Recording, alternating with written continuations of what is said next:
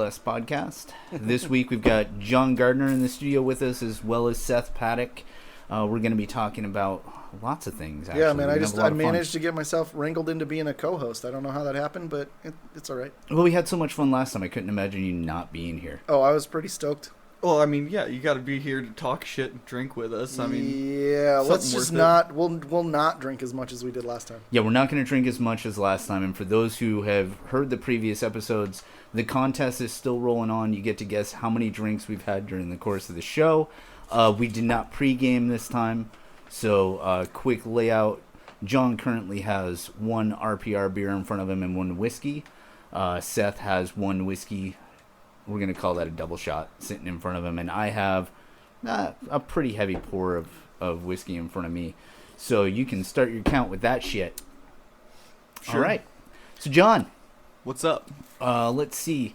We were having a good conversation at CC before we came down here. We were talking about BMX bikes. Oh, yeah. Yeah. I don't know. I like the aesthetic. I've always kind of wanted to build some stupid little single-cylinder hooligan monstrosity just to terrorize around on like you did when you were a kid. I don't know. It's kind of tricky, though. Like, you want the performance parts. You want, like, maybe some upside-down forks or something to that extent. And I have no idea how you could blend that in and still keep, like, that stripped-down, basic kids BMX bike fucking aesthetic. I had a friend when I was growing up. His name was Richard. He's a Mexican kid.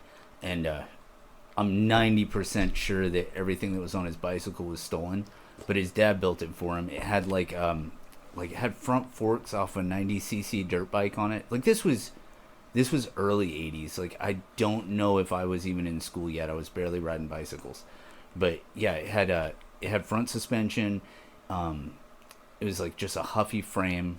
But yeah, that thing was the first suspended bicycle that I ever saw. It was heavy as fuck. Like every time you try to pop a wheelie on it, you just couldn't. It was all floppy. Well, yeah, you put and shitty. dirt bike parts on a fucking pedal bike, man. But Like that was so far before like mountain bikes weren't even around yet. You know, you had your choice of like a 10-speed street bike or a BMX bike, and there really wasn't anything in between. And here's this kid rolling around with a fully fucking suspended BMX bike. yeah, cool. like that would be kind of the fucking departure point for a build for like a little single cylinder terrorizer machine of some sort. I mean, that sounds like your speed, though, right? John Frankenstein bikes? Oh, fuck yeah. Like, there's no way we're getting all the pieces we need from, like, a bike. You can't just buy this kind of shit. So, like, you just start grabbing parts and pieces you like and making something work. But, like, the BMX bike aesthetic's gotta be a fucking rigid. So you kind of have to just build a BMX-ish frame. You obviously have to upgrade and fucking add a bunch of other shit, because obviously this ain't no pedal bike. But the tank and the top line, like, that's the tricky part. There's just certain things you're gonna have to compromise on, but it'd be a fun little fucking build. Like, we should definitely start doing something like that. You were talking about getting some stupid little Terrorizer townie bike, right? Yeah, I mean, I think when I'm looking at a Terrorizer townie bike, that's more something modern that I can just fuck around on. But I think this conversation that we were having at the coffee shop was all born out of, that's the aesthetic that I'm going for with my Dyna, is I want to make it feel like that BMX that I had as a kid, with the same kind of like visual aesthetic and the same kind of riding position, even though it's obviously a big displacement V-twin, but still just like low bars, BMX style, mid-control pegs that are big fat platforms like you had on your, like those big pedals that you had on your BMX back in the day. Well, I mean, think about the fun you had on a BMX bike, like tearing around when you were a little kid and just like jumping little dirt ramps in the dirt and jamming your foot. Yeah, trying to fucking jump down a few stairs or some shit. Jamming your foot in the front fork and making the back wheel pop up. Yeah. But, like, shit, you got to ride my Versus, right? Like, yeah, man, that kind of fun factor. Like, it's just stupid hooligan fun. It's a terrifying machine. No, it's too much fun, man. Like, I don't know. You don't need a ton of power to have a ton of fun. Absolutely. That thing's got enough power to have more fun than I probably should, but that's beside the point. Like, that fun factor is what it's all about at the end of the day. Something you can just tear around on and, like, yeah. You don't need a ton of power to have fun, to hop from bar to bar and rip around the city and do little shit. That was obviously a big ain't doing a 1K on that. Yeah, That was a big part of the conversation Seth and I had the other day when we were recording our last episode. We both figured out that it's more the smiles per miles that you get with motorcycles than it is just like the raw brute power. Oh, yeah. That brute power, it's got its place, definitely, but... Well, look what the fuck you ride, man. You sneeze and that thing's gonna tear out from underneath you. Yeah, it's a fact. Yeah, but so it goes. Like, there's something to be said for brute power, but smiles for miles, who knows? It depends what you want to do. Like, there's so many different aspects of riding that you just gotta pick one and roll with it. Like, yeah. Hey, John, I'm gonna have you do something real quick. Could you twist your chair just a little bit into the room? I'm picking you up on Seth's mic. We're working with an extra mic this time that we don't normally play with, so we're running into a little bit of some technical problems. I think. All right, are we good here? Yeah. Is this a thing? For some reason, his mic is picking you up real heavy, and I just want to make sure we're not getting too much echo with that. Okay. Are we good here? Echo. No. This is chill because I can then see you people and not have this like. You people? Yeah. What's that supposed to mean? You're the only people here. You're the people. Man, that's racist. Fuck it, John. let's just roll with it. It's not a pro podcast. We're all just friends anyway, right? Yeah. Yeah, sure. So yeah, BMX bikes, man. I'm really curious what that kid Richard's got now. Like, I'm sure that if he's still alive, he had to have gotten into building motorcycles at some point. And if he's putting front suspension on a BMX bike in the early 80s, he's got to have some kind of fucked up chopper these days. Nah, man, he probably rides some shitty Springer. Like, fuck. Just some clap trap together. Fucking, it's gonna kill you at any moment machine. Yeah, he's probably running a 24 over front end and then hasn't done any frame modifications. So Yeah, hasn't adjusted the rake at all. It's just it looks like a just praying mantis. fucking pointing that shit straight up. Yeah. Oh yeah. Yeah, I could see him riding something like that, honestly. It built that. He was like, "What's the geometry?" I'm like, "Oh, you know what? I really liked in my geometry class in high school was equilateral triangles." That's the aesthetic. We're just gonna have this fucking pointed monster. So you measure it; it's equal sides. Like Backbone fucking angle to fork angle is the same. There's just a point in the center. wheelbase, fork angle, and length. Watching you make those hand motions, I can't tell if you're like trying to walk like an Egyptian or actually trying to explain how triangles work. That's pretty good. John, we talked about your bike for a little bit, and you built your bike the same way that I built my bike, on insurance money, right? Oh yeah, I've been through 3 bikes in 3 years now. Like, I don't know, it started with Ninja 500 that has still made it around. It is still like one of my friend's bikes. But that was like tax return season. Fuck the bike I was working on at the time. I still have, and it's in pieces, and it'll become something else at some point maybe. But for the time being, it sits, and I bought a bike the Franken bike. I have that fucking, what's left of a 1990 ZX7R. That's what it was. Special race carbs and shit. The engine's fucked, and like everything's just kind of torn apart. I didn't realize you still had that. It doesn't surprise me though. I mean, it's been kind of scavenged for parts and fucking been abused and fucking. How much of that ZX is on your current bike? None of that one. Oh, okay. That one's got parts from a few others though, and the plan at some point, I've got a 2010 Gixxer 750 full front end, like the rim, the fucking brakes, everything that I can just swap on. All Balls Racing fucking does head bearing conversion kits. You tell them the frame, you tell them the forks, and they'll send you bearings to mount it up. Fucking dope. Yeah. So at some point I'll stuff that on it and do something. I don't know. Like I said, I'm still trying to figure out what I want to do with it.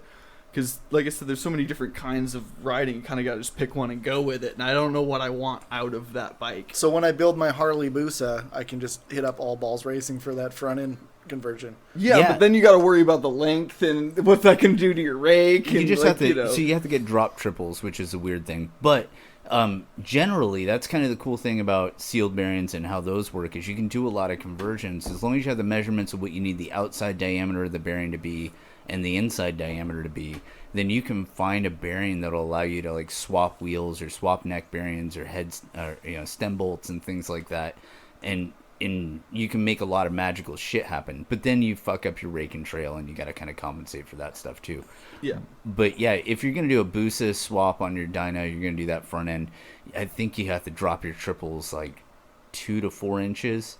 which is you're possible. gonna drop $1,000 in fucking triple trees to make that happen, or you gotta find fork extenders. See, that's my question, because there's a lot of people selling those triple trees for like $2,000. It can't be that much to have a CNC shop just plug one of those out of a piece of aluminum for you. It can't be $2,000. Well, if you do your own math on it, and like if you get your hands on SolidWorks or any of the CAD design software stuff, you could probably, if you drew it out or got somebody you know to draw it out for you in the software, I bet you could find a machine shop that would do it cheap. But they don't want to have to pay somebody way too much money to make the software to make the part.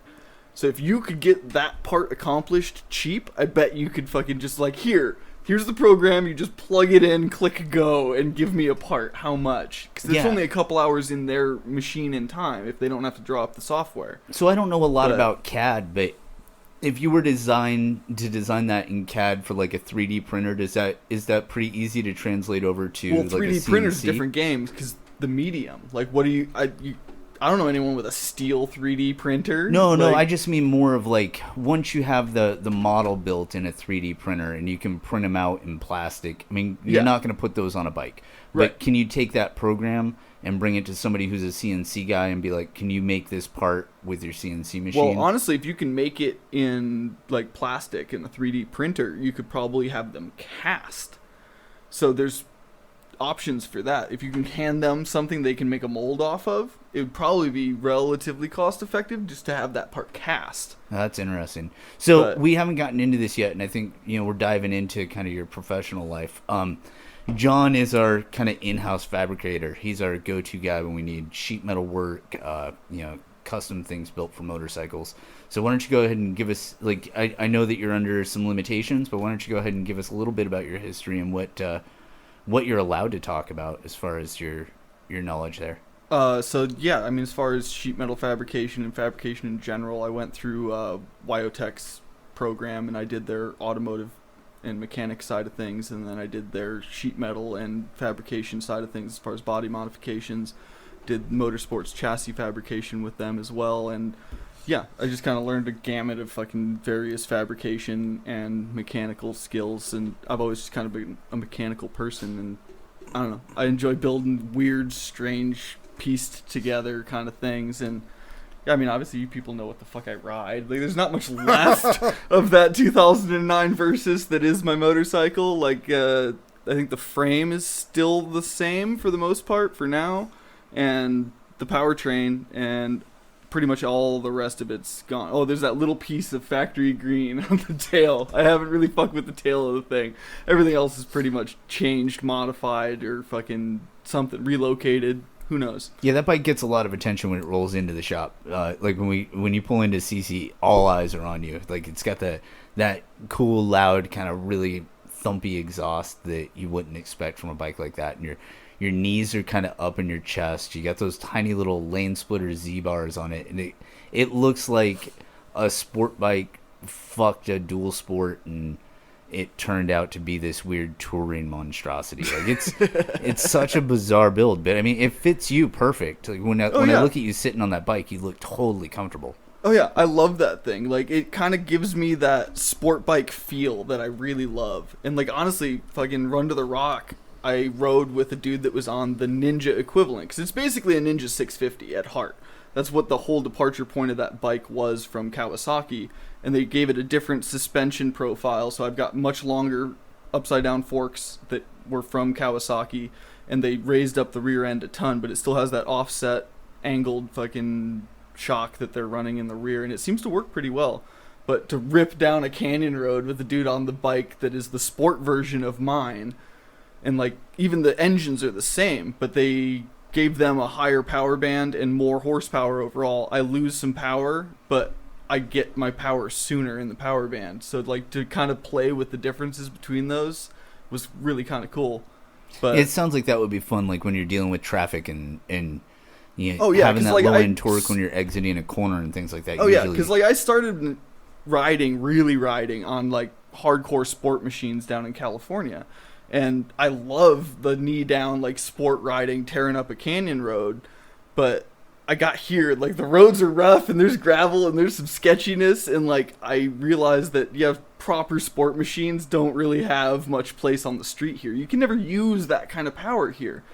But I got 60 horsepower, still sporty as fuck, and I got the suspension clearance to, like, just ride it down a fucking set of stairs if I want to. Like, it's kind of great. Seth is shooting me a look, and I know what that look is. It's just really funny because John is sitting here with us this week saying the same thing that I was saying last time, where real, true sport machines have no place on the street. I mean, It's a thing. And also, back to my usual statement, it sounds like you need a Dyna. Fuck you guys. Like, I mean, you're all Dyna bros, and, like, I understand that Harleys definitely have their place. Obviously, it's tried and true, like, almost since the beginning.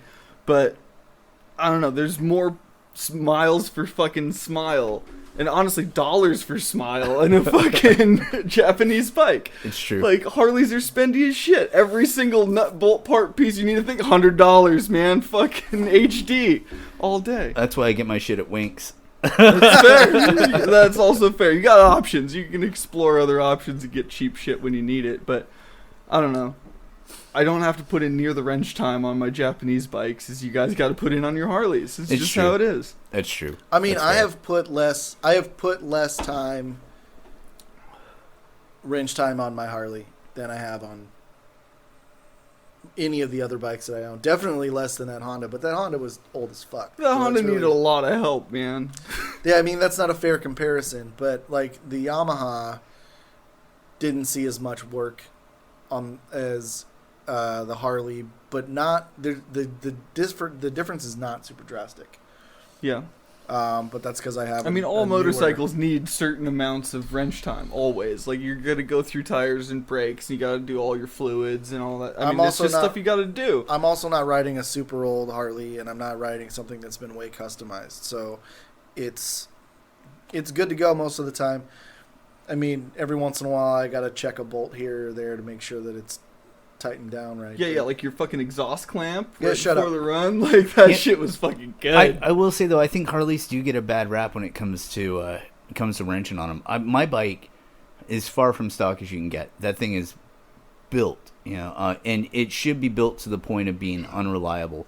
But I got 30,000 miles of just carefree riding out of that bike. I mean, granted, when it was time to fix it, it was still running great, but I needed a complete top end rebuild at 30,000 miles, which is probably not acceptable. But that part had to do with assembly. But to have that level of performance and still be able to get that kind of mileage out of a motor, I'm okay with it. I won't say that it's less or more maintenance than any other bike. But it's different. That's for sure. Well, I mean, when you I've start had talking Hondas. modified stuff, they need a certain extent of extra care, just because you are kind of pushing physical limitations of certain components. Like, you gotta service it, or it's gonna fucking tear itself apart in no time. No, absolutely, and I'm trying to wrap my head around some of that stuff because, like, I had a shaft drive Honda, and I've got to say that you're talking about either changing fluid or changing a belt at like 80,000 miles or something like that. Like, so that's pretty comparable. Oil changes, brakes, all that shit depends on how you ride. Clutches. I will say that, like, getting into the primary on a Harley is a lot more difficult than a Honda. So if you need to change a Honda clutch, you can do it in a half an hour if you know what you're doing. You say that, but I did a modern, like, Honda Shadow clutch a while back. Killed me. Hated it. They reversed it so that the pressure plate is on the inside, so you have to pull the flywheel to do the clutch. Oh. And that's a whole different nightmare. Like, it's no longer the quick and easy. I expected. Yeah. Dude's like, I got this newer Honda Shadow. It needs a clutch. Can you help me out? This and that. I was like, oh yeah, dude, that should be like a 30-minute turn and burn job. No. Yeah, Like, see, and yeah, both of mines were kind of early 2000 eras, so it was really easy. You just pull out the friction plates and put in new ones, and that was it. Like, it was super easy. That's what I'm saying. All the sport machines, all the Japanese bikes, generally, it's a multi-disc and steel plate fucking clutch assembly. It's really pretty primitive. There's like 5 fucking bolts with springs and a plate that pops off and it all slides right out and you stuff the new one in and bolt it back up. So you're good. Why can't they all be that way? It's just so easy. Like, it's 30 minutes, turn and burn. The weird thing with the Harleys is having the separate engine and transmission in the big twins. That primary system, it's good. It does what it needs to do, but I feel like that could be better. You know, having the a compensator sprocket and then a chain drive with a tensioner, and then having that go to like your final drive sprocket and your clutch pack and all that. It just seems like kind of a complicated system that might be able to be a little better. All right, we gotta pause. I gotta let Shauna in. Oh yeah, go ahead and let her in. I'm just gonna leave it record, and we'll get you when you get back. Okay, I'm coming. Oh.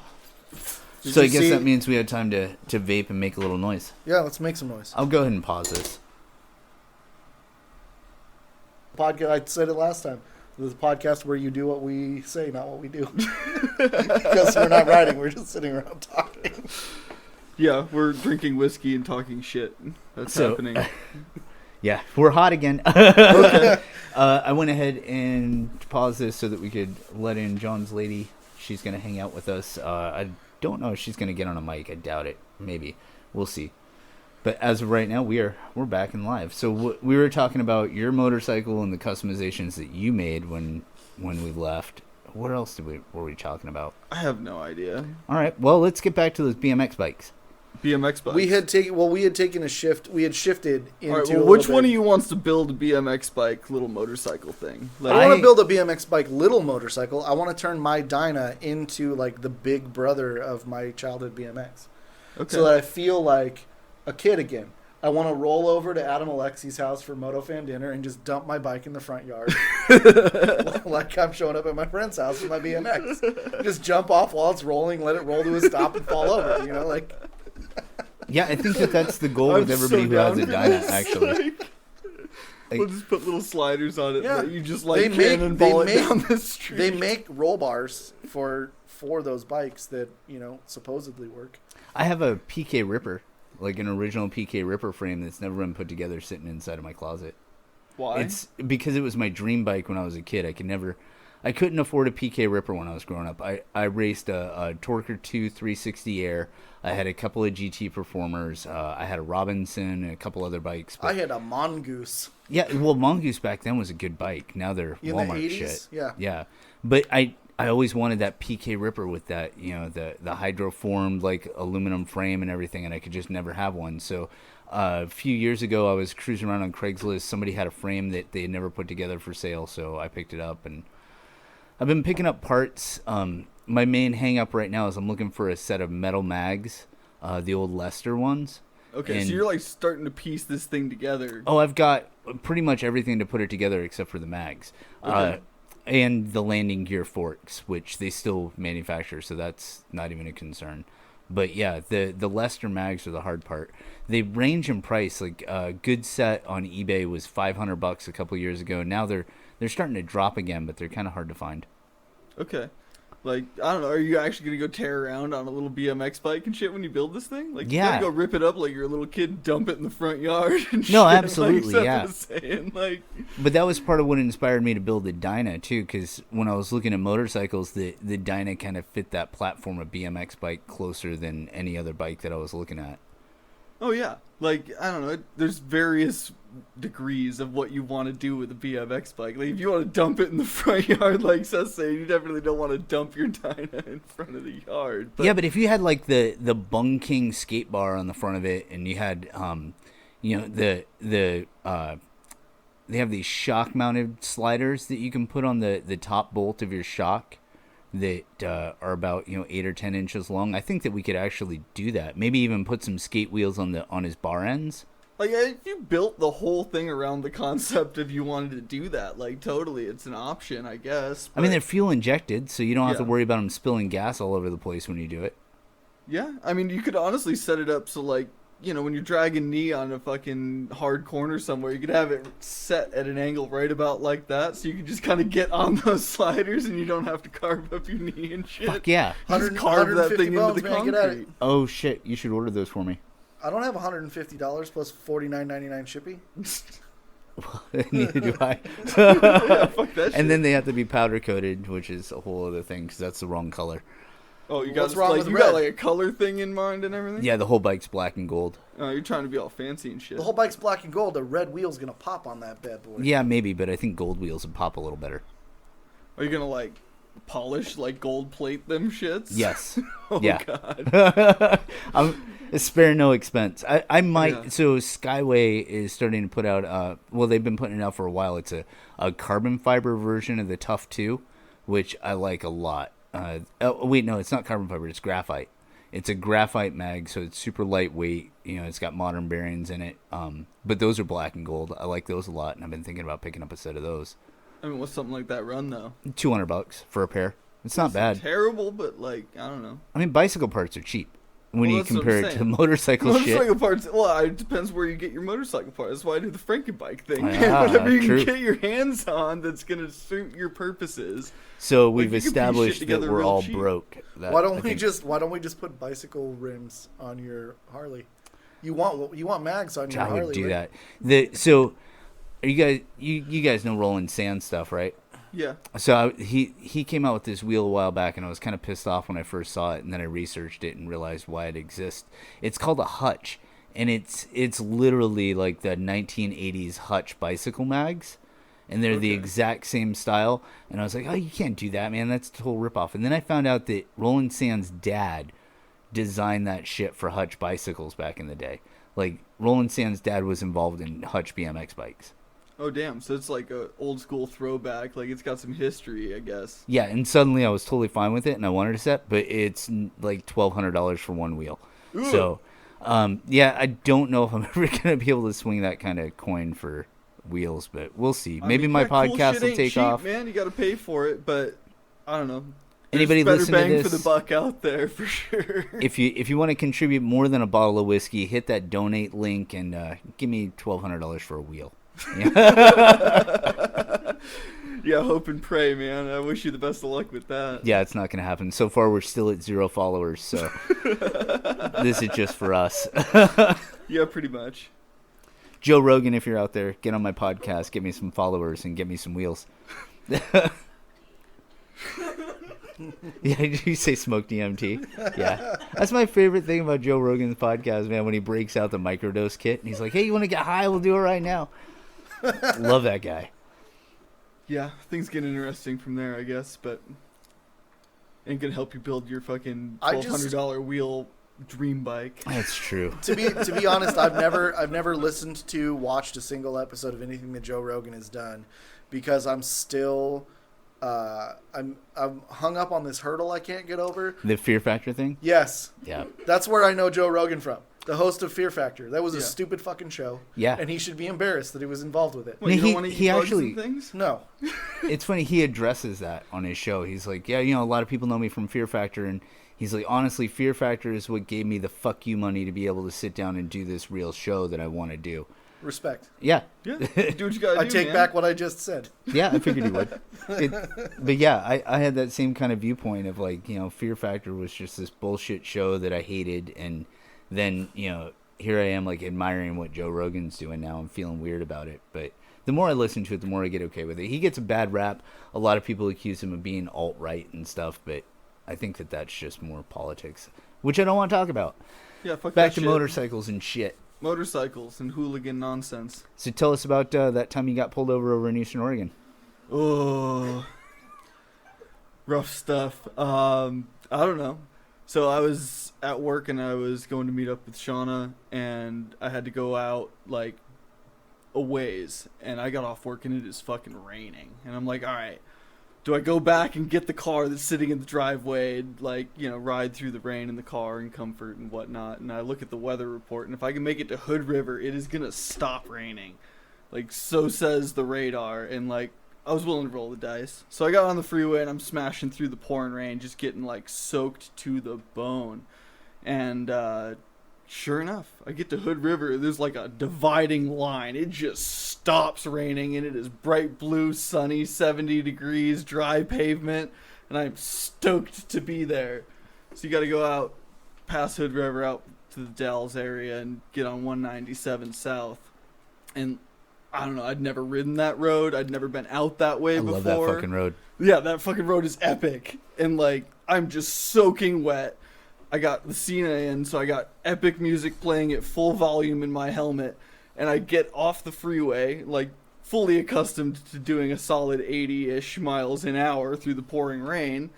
And, like, it's just beautiful. And there's these huge rolling hills and these winding corners, and you can kind of, like, see your line ahead. And, I mean, there's nobody out there. There's no cars, there's no traffic, there's no nothing. So I'm still doing 80, 90 miles an hour. And I come over this hill, and I can kind of see this huge sweeping line ahead of me through these hills, and, like, oh, this is happening. And I just smashed the throttle back and let her rip. And, I don't know, I was doing 110, 115 mile an hour corners. And I get up over past the area where I'd kind of seen my line, and I slow back because I don't know what's coming. And I see a couple cars ahead, and as I approach the cars, they just to the shoulder. I'm like, oh, that's not good. I look back, sure enough, there's a sheriff on my tail. I'm like, oh shit, this is bad. This is all bad. And yeah, I found this huge turnoff to the right, slowed down, stopped, and the cop immediately jumps out of the car, draws on me, and is like, get on the fucking ground. I'm like, oh, this is all bad. All bad, spread out real slow, just try to remain calm. He comes over, grabs me, puts me in handcuffs, pulls me up, and is taking me over towards the cop car, and like 5 more cop cars come screeching in from all directions. It was like, oh, this is really all bad. Like, I don't know, reads me my rights, and we have a conversation about what happened, and honestly, I had no fucking clue, but he'd been following me for about 5 miles. Like, right about the time I grabbed the throttle, he must have seen me, and I had no idea he was even out there. Like, I don't know where he came from, or where he was sitting, or any of that. But, I don't know. He probably had fun following me, like, and lightened up his day. You know that motherfucker's just back there white-knuckling it, like, just stoked to be on a high speed pursuit. Like, that gets your adrenaline up, like, just barreling down on sure. somebody. Like, I was having a great time. Like, so, this motherfucker's running. Oh, not only am I getting this, I'm gonna get to shoot somebody. I put him through that, but like, I was literally just caught up in the moment. And like, he asked me what the hell I was doing. I'm like, dude, I had no idea you were following me. I just got out of this pouring, like, I'm still soaking wet. There's a puddle of water on the ground underneath me. And I'm like, I just got out of this hellacious rainstorm. I'm on my way. And yeah, it got the better of me. I was having way too much fun, and I'm super sorry that I was going way too fast. But I saw you, and I stopped, and I don't know what more you want from me. And at the end of the day, they were totally cool and gave me a really gnarly speeding ticket because, well, I probably had that coming. And that was that. It really wasn't that gnarly, but it scared the living bejesus out of me, I'll tell you that much. You're not the first person that I've heard that story from, and my takeaway every time I hear that kind of story is check your fucking mirrors. Like, cops get angry when they have to follow you. Man, you ain't got time to look back. I'm way too worried about what's ahead of me than what I just passed. Thank you very much, John. Anything over 25 miles an hour, the danger is coming from in front of you, not from behind you. That's what I'm saying. And why am I looking in my mirrors? Yeah. I'm not. It's So the like same reason I got pulled over. I saw the cars Tillamook. get out of my way. I'm like, that's not normal. And then I was slowing it down. I look back, and well, I guess I'm in trouble now. Like that it happens. You get tickets. Same way I got pulled over in Tillamook. Was riding faster than the speed posted said I was supposed to be. And I didn't even get a greeting from that officer. He just walks up to me on the bike, looks at me, and goes, 82. And it took me a minute to register what the fuck does that mean, sir? That's how I don't fast you understand. were going. So I don't understand what that means, sir. Yeah, and that was that on the FC10? Yeah, that was on the FC10 with my girlfriend on the back of it. I was not riding dangerously. I was not riding outside of my limits. It was the whole thing. Memorial Day weekend. The weather was beautiful. The roads were clear, and I was not like. Oh, was it Memorial Day weekend? Yeah. Yeah, you gotta watch big weekends. Yeah. That'll see, that was my first mistake. Like, it was just odds are I those... probably would have gotten away with it had it not been a holiday. Why didn't you pull over? I pulled over as soon as I saw you. You don't look in your mirror. The danger is coming from in front of me. Yeah, No. and that was exactly what I said. Like, Yeah. it's a thing. I Like, also got I don't know if mine was as hefty as yours, but it was hefty. I got a hefty Well, yeah. ticket for that one too. I don't like telling other people's stories, but I feel like we have to reference like Curtis Morgan, good friend of ours, when he got pulled over.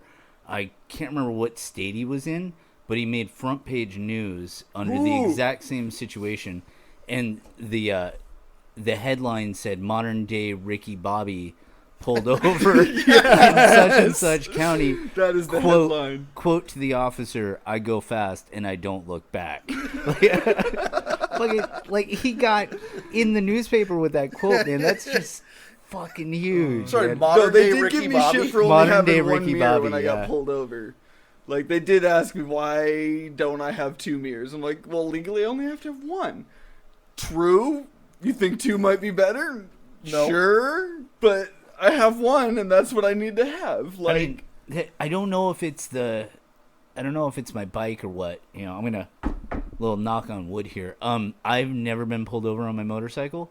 The worst that I've gotten is oncoming cops flashing their lights at me and giving me like the thumbs down. There's definitely times when I should have been hammered and they just let me go. yeah. And I don't know if it's the fact that I have a bike that would be considered a status symbol, or you know what other things come into play. There was like, so Breakdown Run 2018, Cherie and I were running Highway 7, and we weren't off of 100 miles an hour except for the corners, and I would go in 5th gear, 100 miles an hour heading into the corner, bang it down into 3rd, dump the clutch, and just let that bike sing just wow on the compression as I come through the corners. And we were doing that. There was a sheriff parked alongside the road in the ditch, standing outside of his car, and as we came rolling up on him, put his hands on his hips, gave kind of a waving down motion with his hands to slow down, and then gave us a big thumbs down, shook his head no, and waved us through. So He had to have almost heard that us same coming thing. from like 5 miles away. Like, and he just waited for us to come, told us to slow the fuck down, and just waved us on. Damn. I mean, and again, you know, Why don't I get good luck. Why don't I get cool cops like that? Well, how many times have you been pulled over since you got your Harley? 0. How many times have I been pulled over on my Harley? To refresh? 0. 0. Yeah, okay, that's I fair. hate you guys. And I was about to say, literally, I think that if that same ride, I've been on that same exact ride where I got my ticket going through Tillamook Forest, if I had been on the Harley, I probably wouldn't have gotten stopped. Yeah, I don't get, and No, I hate I to know- bring this to attention because I know why it is. I know exactly why it is. Because a cop looks at a Harley and goes, there's no way they're riding that fast. Well, or it's the fact that like that's kind of that's the dream bike status symbol for police too. I think that they kind of look forward to having a Harley. So when they see a Harley, they're like, yeah, if that was me, I'd be doing the same thing. Whereas when they see somebody on a sport bike, they just think that, you know, that asshole wants to go out and ride fast, and that's their only reason. So the very first time I got pulled over for lane splitting in Oregon, the cop was super cool about it. Like, we had a conversation. He's like, you know, you're splitting lanes. I pulled you over. You can't be doing that here. You can do it in California. And I immediately chimed in with, yeah, I got my endorsement in California. I just moved up here from California. This is kind of just autopilot for me. He's like, oh, yeah, I used to have a Gixxer 750 and split traffic down in California. I get how it is. And he was super cool about it. And he let me go. And, well, since then I got in trouble for it. And now I try not to do it because they're super unhappy about it here. But it's really the only way to travel. yeah, I have a plan in place if I ever get pulled over for lane splitting, and it's based on Oregon self-defense laws. Like, legally, I could shoot people to save my own life. So therefore, if I have to lane split to save my life, that should be acceptable. Like, if But I can feel you like prove in, like, common traffic flow Well, that that's your the thing. life is in danger? Well, that's the thing in Oregon. It's subjective. All you have to do to legally kill somebody in Oregon is say that you were in fear for your life. So therefore, if I'm lane splitting and I'm in fear for my life, I should be able to lane split and leave traffic. I have a But defense- are you actually in fear? Could you make a, like, solid point You of don't that? have to make a case. All you have to do is say it. If you can say it, it's the same thing with So shooting. if you just, like, say that and then plead the fifth and sit there and say nothing, they'll let you go? I don't know. I haven't put it into practice with lane splitting, but But I have seen it with self-defense cases where people have been shot, and literally all you have to do is say, "I was in fear for my life, officer," and then don't go any further. You sit in front of a grand jury, you say, "I was in fear for my life," and they let it go. You don't even go to trial. So why wouldn't that work for lane splitting? Like, if you're on the freeway and you're in fear for your life because of the situation that you're in, why can't you just split lanes and get the fuck out of there? I mean, you're gonna make a hard argument for that, like at 6:30 in the afternoon, just like smashing down the freeway through standstill traffic. Like, what are you running from? Do you have a whole like backstory for Yeah, this? I mean, is there, like they're gonna ask some questions. it could be an aggressive driver. It can be afraid of being rear-ended. The fact is, you're vulnerable on a motorcycle. And well, yeah, but they if would you're make on the the argument freeway that on you're a equally as vulnerable splitting traffic when the traffic here doesn't expect it because it's not legal here. Yeah, but my argument is more like you're so vulnerable on a motorcycle. If you're not in fear for your life when you're on the freeway, you're doing it wrong. Yeah, Ladies and gentlemen, is that gonna What's get that? you out of that ticket? Ladies and gentlemen, you're witnessing our first hot debate here on the Ride More Talk Less podcast. I don't know if it's a hot debate, but I feel like that argument needs to be made in court. I don't want to be the one that gets pulled over and has to do that. But if somebody out there that has more money and can afford a better lawyer than I can go in and make that argument, stick to it. Let me know how it works out for us, please. Yes. Yeah. Well, like anything that'll get it in the direction of being legal. Because like I said, where it's legal and the places that are doing it legally, it works really well. Yeah. It's really not dangerous. Depending how you're doing it. It depends on the rider. Obviously, if you're riding within your limits in your comfort zone, it is totally reasonable to at least putz through standstill traffic to get where you got to go. I am 100% on board with. So California just recently, 2015 or even more recent than that, they put rules around it now. It used to be the Wild West out there. Yeah. It was when I lived there were no rules, and it was kind of a free for all. But everyone did it. Even the cops did it. Yeah, like everyone splits traffic down there because it's the only way to get anywhere effectively. I am for rules around it. I'm okay with rules around it. Sure. There are a lot of jurisdictions that are trying out. Utah just recently passed provisionary lane splitting. It's got a whole bunch of rules around it. Cool. That's fine. But it's been shown to be safer for motorcyclists. Yeah. And it reduces traffic congestion because instead of taking up a spot that a car could be in, plus, I think a lot of the animosity and fear towards it is jealousy. Most of it's that you're getting somewhere and I'm not. That's a lot of it. I have my defense strategy for if I ever get busted lane splitting is from Tommy Boy. I'm just gonna pull my bike off to the side of the road and jump off and start running around and flailing my arms like I'm being attacked by bees. I'm with it. I'm with that totally. Yeah. I've definitely used lane splitting as a tool. Sometimes to keep my bike from overheating. Sometimes because there's aggressive traffic I want to get away from. Oh yeah, you guys are air cooled. Yeah. Yes, sir. Yeah. The struggle's real. Like you can't sit still for very long without having problems. No. Especially on something built out like yours. Like that thing's got to get hot fast. It does. Yeah, it's like sitting on a furnace most of the time. But good. Yeah, it's fine. It's great in the winter. It's really nice in the winter, and if I want to, I can tape a hot dog to my leg, and it'll be fully cooked within 5 miles. So I can have snacks on the road if I wanted. Yeah, dude, just hot get some tin foil and fucking wire tie it to the fucking header and hot ride dog for on a one mile leg, or bun two. on the other. That's what we'll do. Run to the Rock this year. Maybe we'll do some snacks. I'll just tinfoil up some hot dogs and go for a ride and come back and sell them for $1 a piece when we get back to camp. Exhaust cooked hot dogs. Fuck yeah. All right. Yeah, I'd be into that. So, let's see. We covered some BMX bikes. Oh yeah, you've been doing some work with Adam on his little chopper project. Oh yeah. I don't want to get too in depth into like the plans for the build and stuff like that. I feel like there's stuff that Adam needs to talk about. Oh, for sure. But if you wanted to get into specifically like what you're doing over there to kind of help that progress. I mean, really, Adam just wants somebody to co-sign on a lot of the things he wanted to do. Like everybody needs somebody to co-sign their bullshit in life. I suppose so. Like that's most of the time I just sit there and supervise and like co-sign, like, this is how this should be done, right? Like, this is gonna work. I'm like, yeah, this will totally work out. And it's kind of been a learning experience, and yeah, the plan's kind of just developed and things have been learned and the bike is moving forward. But it's his build to talk about, really. But I don't know, it's been fun. You know what we can talk about that without stepping on anybody's toes, because everybody's toes are in this room. John was integral in the building of the sissy bar for my bike that we talked about in the episode I was on.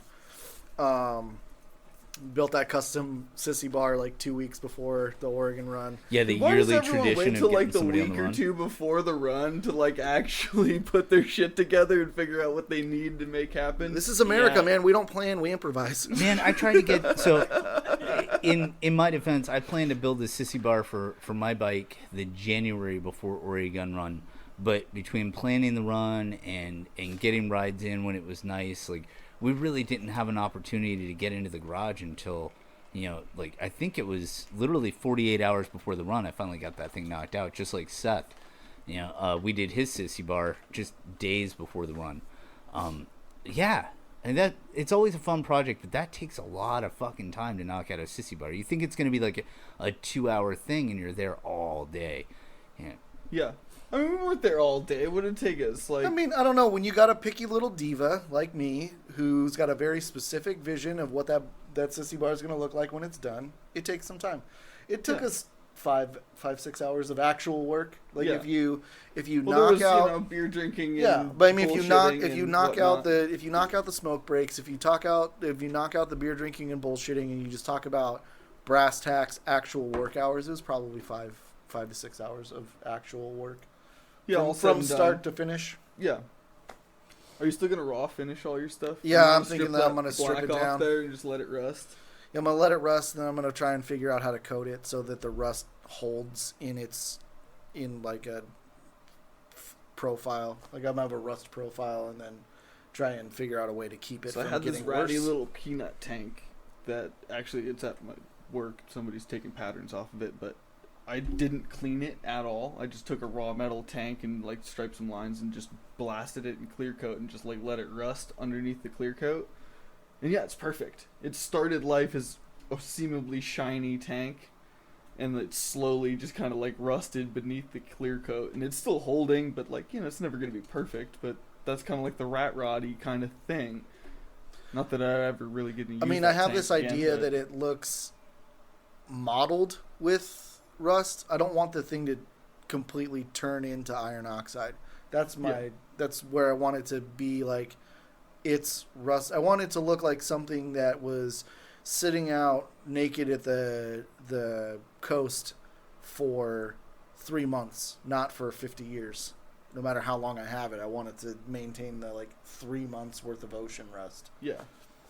I mean, there are ways to do like a patinaed rust thing. You could probably figure something out. You either let it rust a lot and then you kind of wire wheel it back and then clear coat the crap out of it and pray. That's the dream. Or, I mean, whatever. You got options. I mean, that's similar with my bike. You know, I got with my paint, I've got a bunch of metal work underneath the clear coat that you can see. And when I first got my bike, I thought the paint was way too fucking pretty. Like, having that shiny metal work underneath it, I wasn't comfortable really riding the bike until it started to get rock chips and start to rust. And now I can see where the rust is starting to kind of follow the pattern of the engine turning and swirls in the metal. And I'm really excited about that continuing to rust under the clear coat and, you know, give it some character. And I finally feel like I can really start beating on that bike now because it's starting to show some age. Yeah, you've had it long enough that it's, you know, now well weathered in. This ain't no brand new pretty show thing. It's got like honest wear and tear. Yeah, I'm not a fan of pretty. Yeah. Like, I mean, I have a pretty bike. Well, but there's that's a difference not what I was between, shooting you know, for. pretty bikes and bikes you ride. Like, certain things are going to happen to bikes as you ride them. Like, the forward-facing edges of things are going to develop some rock chips and some dings and scuffs. And, like, those are yours, man. Like, you got them there. You hit the rock that flew up or the fucking thing on the road or this and that. And, like, I don't know. It just starts to become more and more yours as you have something long enough. Not that I've held on to too many bikes long enough these days, which is sad in and of itself, but so it goes. Yeah, I'm trying to keep this one for a while. I'm pretty heavily invested in it, so I think it's going to stick around. But yeah, definitely the more wear and tear it gets on it, the more comfortable I am riding it harder.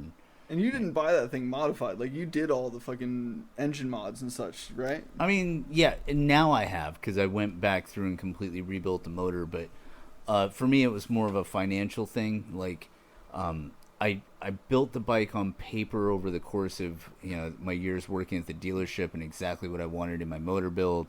And then I went out on the hunt and I found a bike that had been built exactly the way that I wanted the motor to be built. But well, that's lucky. Yeah, and I got a couple years out of riding it like that. But it was built by a sheriff down in Los Angeles, and the shop that built it didn't like the guy, so they cut the rings too wide, and it was just burning oil from the day I got it. So I wound up having to go back through the engine anyway. But I wound up getting $30,000 worth of bike for $7,000. I mean, yeah, which I think is fair. And then I put another 2 into it, new pistons. Having the yeah, obviously it had its inherent issues from day one. So you didn't get it for $7,000. You got $7,000 plus you had to turn a lot of wrench and this and that. Like, if you're doing your own wrench time, that's not bad. But yeah, you got to be able to do your own wrench time. Yeah.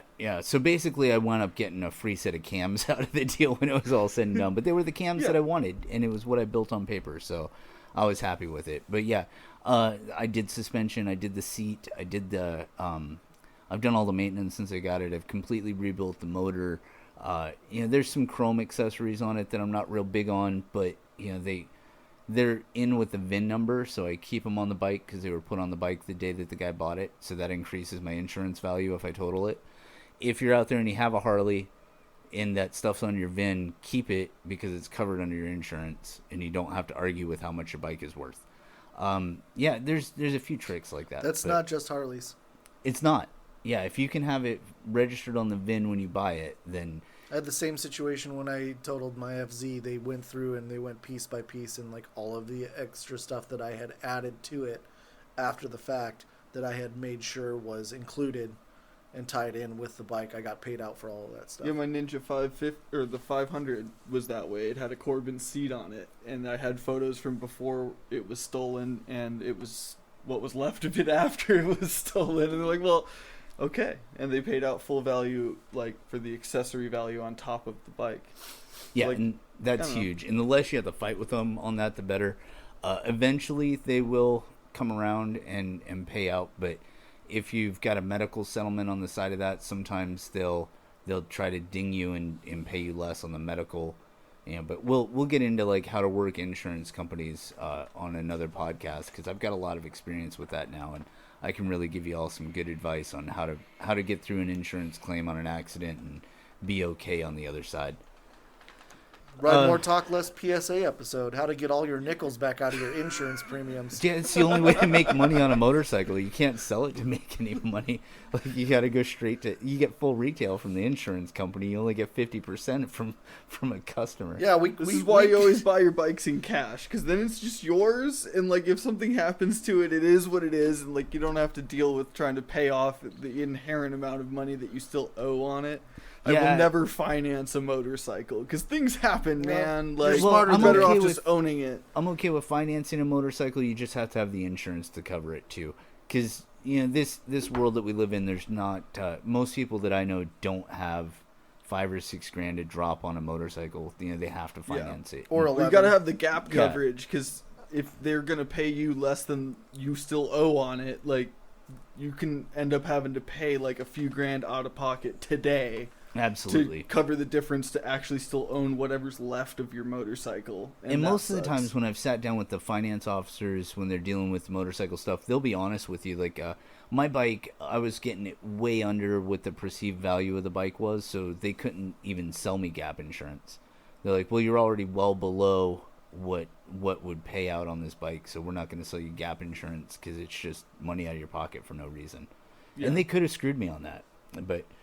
So we're hitting that 1 hour mark. Y'all ready to take a break, smoke a cigarette, and come back to this on a new subject? Yeah, I'm down. All right. Let's do it.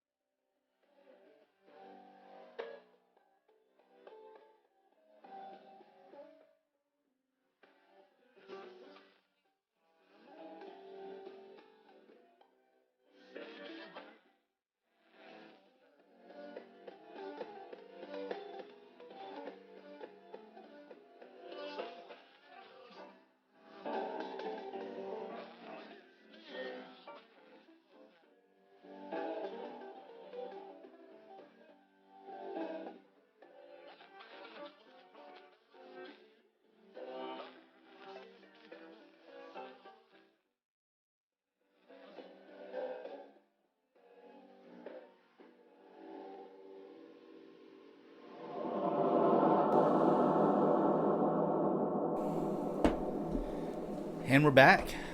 Oh, just like that. Just like Oh, that. damn. I haven't even You got my messing seat around. in place. Scoot it up. So, typical form.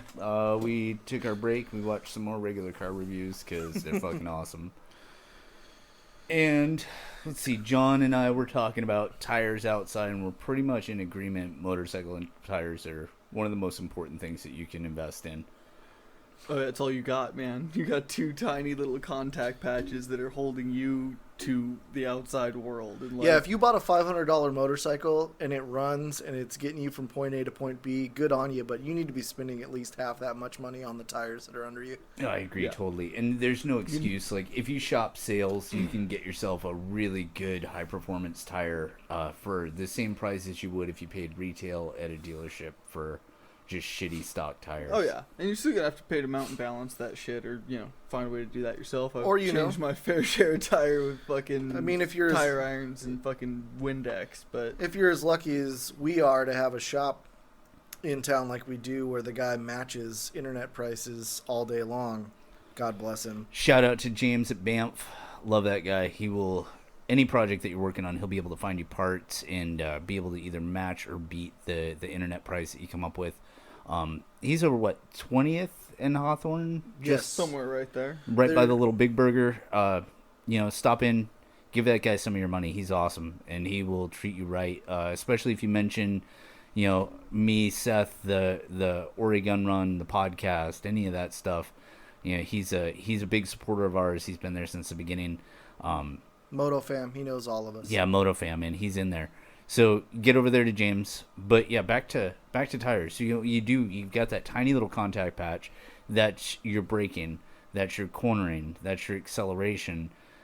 Everything that's important that keeps you alive on a motorcycle is balanced on just those 2 tiny little... What is a contact patch on a front tire? It's under 3 inches. Oh, it's small though. It's real tiny, real thin, especially on a rounded tire. Like a car tire sits square to the concrete, so you have the entire width of the tire in contact.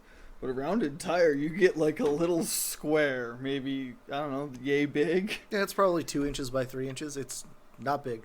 Yeah. It's smaller. That, It's if smaller than that. an index card. And that's if you're fucking really squashing it into a corner, you'll get that kind of contact. Yeah. Nah, man, you just got to run low pressure for them dank wheelies, bro. Dino bro. Don't be that guy. Don't be that guy. But it's true, and that contact patch changes. The contact patch changes based on how you ride. So as you're diving into a corner, if you're hard on the front brake, you get a little more contact patch. But then as you throttle out, you have less contact patch on your front tire because you're taking up the suspension and throttling out of the corner. It's a lot to consider. So put your money in that rubber. Keep yourself safe. I think that's pretty huge. Oh, yeah. Just as a side note related to this subject, speaking of putting your money into that rubber and keeping yourself safe, stock tires on motorcycles, whether you bought it used or new, are garbage. It's true. Ride them till they wear out. Just know they're not as good as they could be, and get something better when it's time to replace them. Don't go back to stock. It's a waste of money. There's some maybe deviations from that when you're talking about like super high-end custom built sport bikes or whatever, but generally speaking, your tires are coming from the lowest bidder.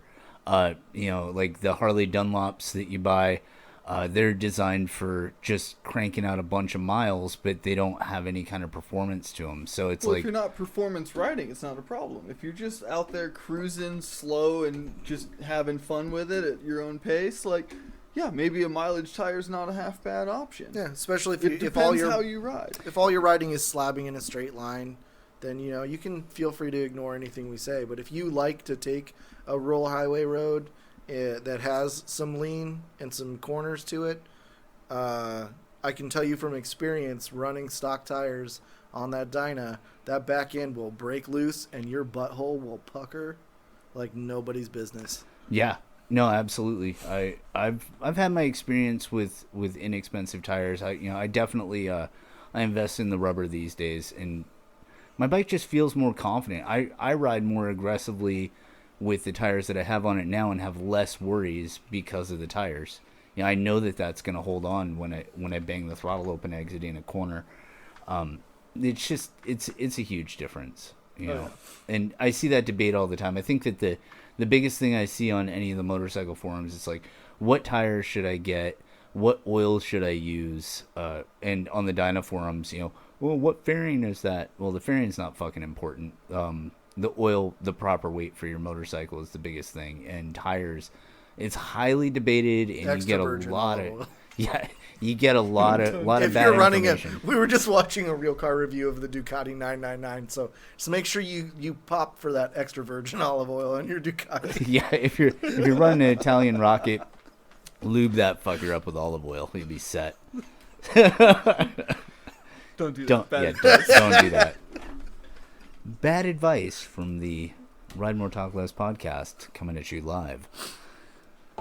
So let's see. We talked about a lot of shit. So how one thing that I haven't talked about yet is how I wound up behind the mic at this podcast. You guys know that I used to DJ a strip club when I was like 17. You don't say. Yeah, you mentioned something that in passing to me. It was the first time I had heard it in all these years that I've known you. So I'm actually a little curious to hear more about your life around the boobies. Yeah.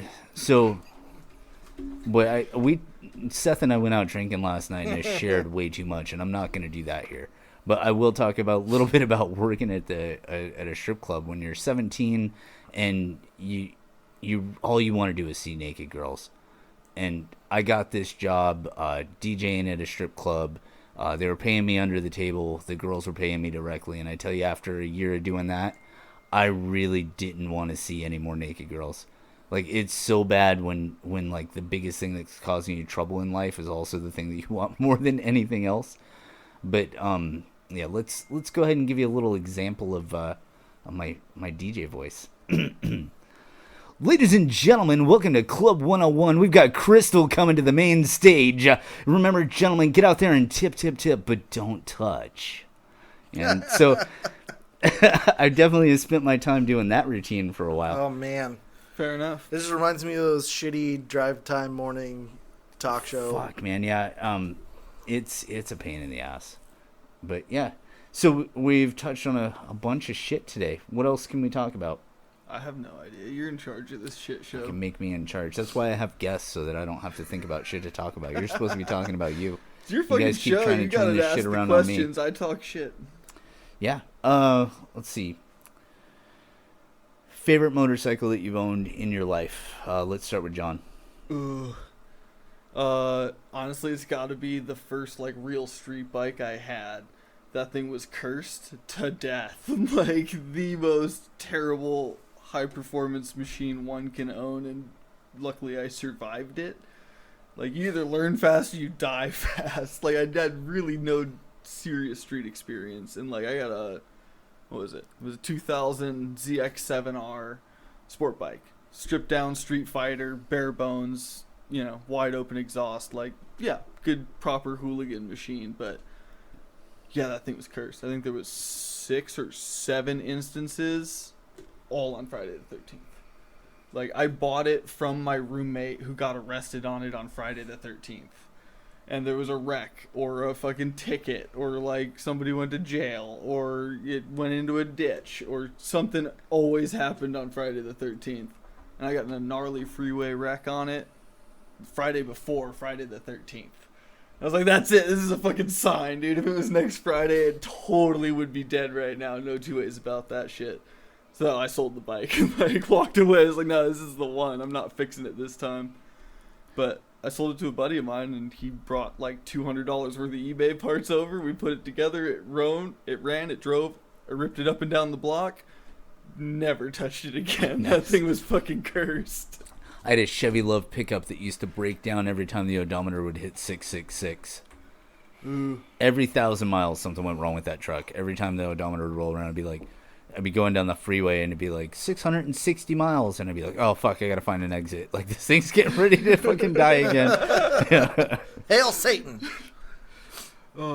Chevy Love, you said? Yeah. Oh, those things are rad. Love those. Yeah, I had a trucks. couple of them. I had two-wheel drive that I did. I did kind of a fun engine build with it. I used the 1800, the 2-liter heads with the 1800 bottom end.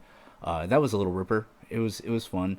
And then I had a 4-wheel drive that had 38-inch buckshot mutters underneath it that still had I'd say a good 28 to 30 inches of clearance in the fender wells with those 38-inch tires on it. You used That's to have a to fucking proper hooligan toy. Yeah, I used to have to reach up and grab onto the baseboards and pull myself up into the truck.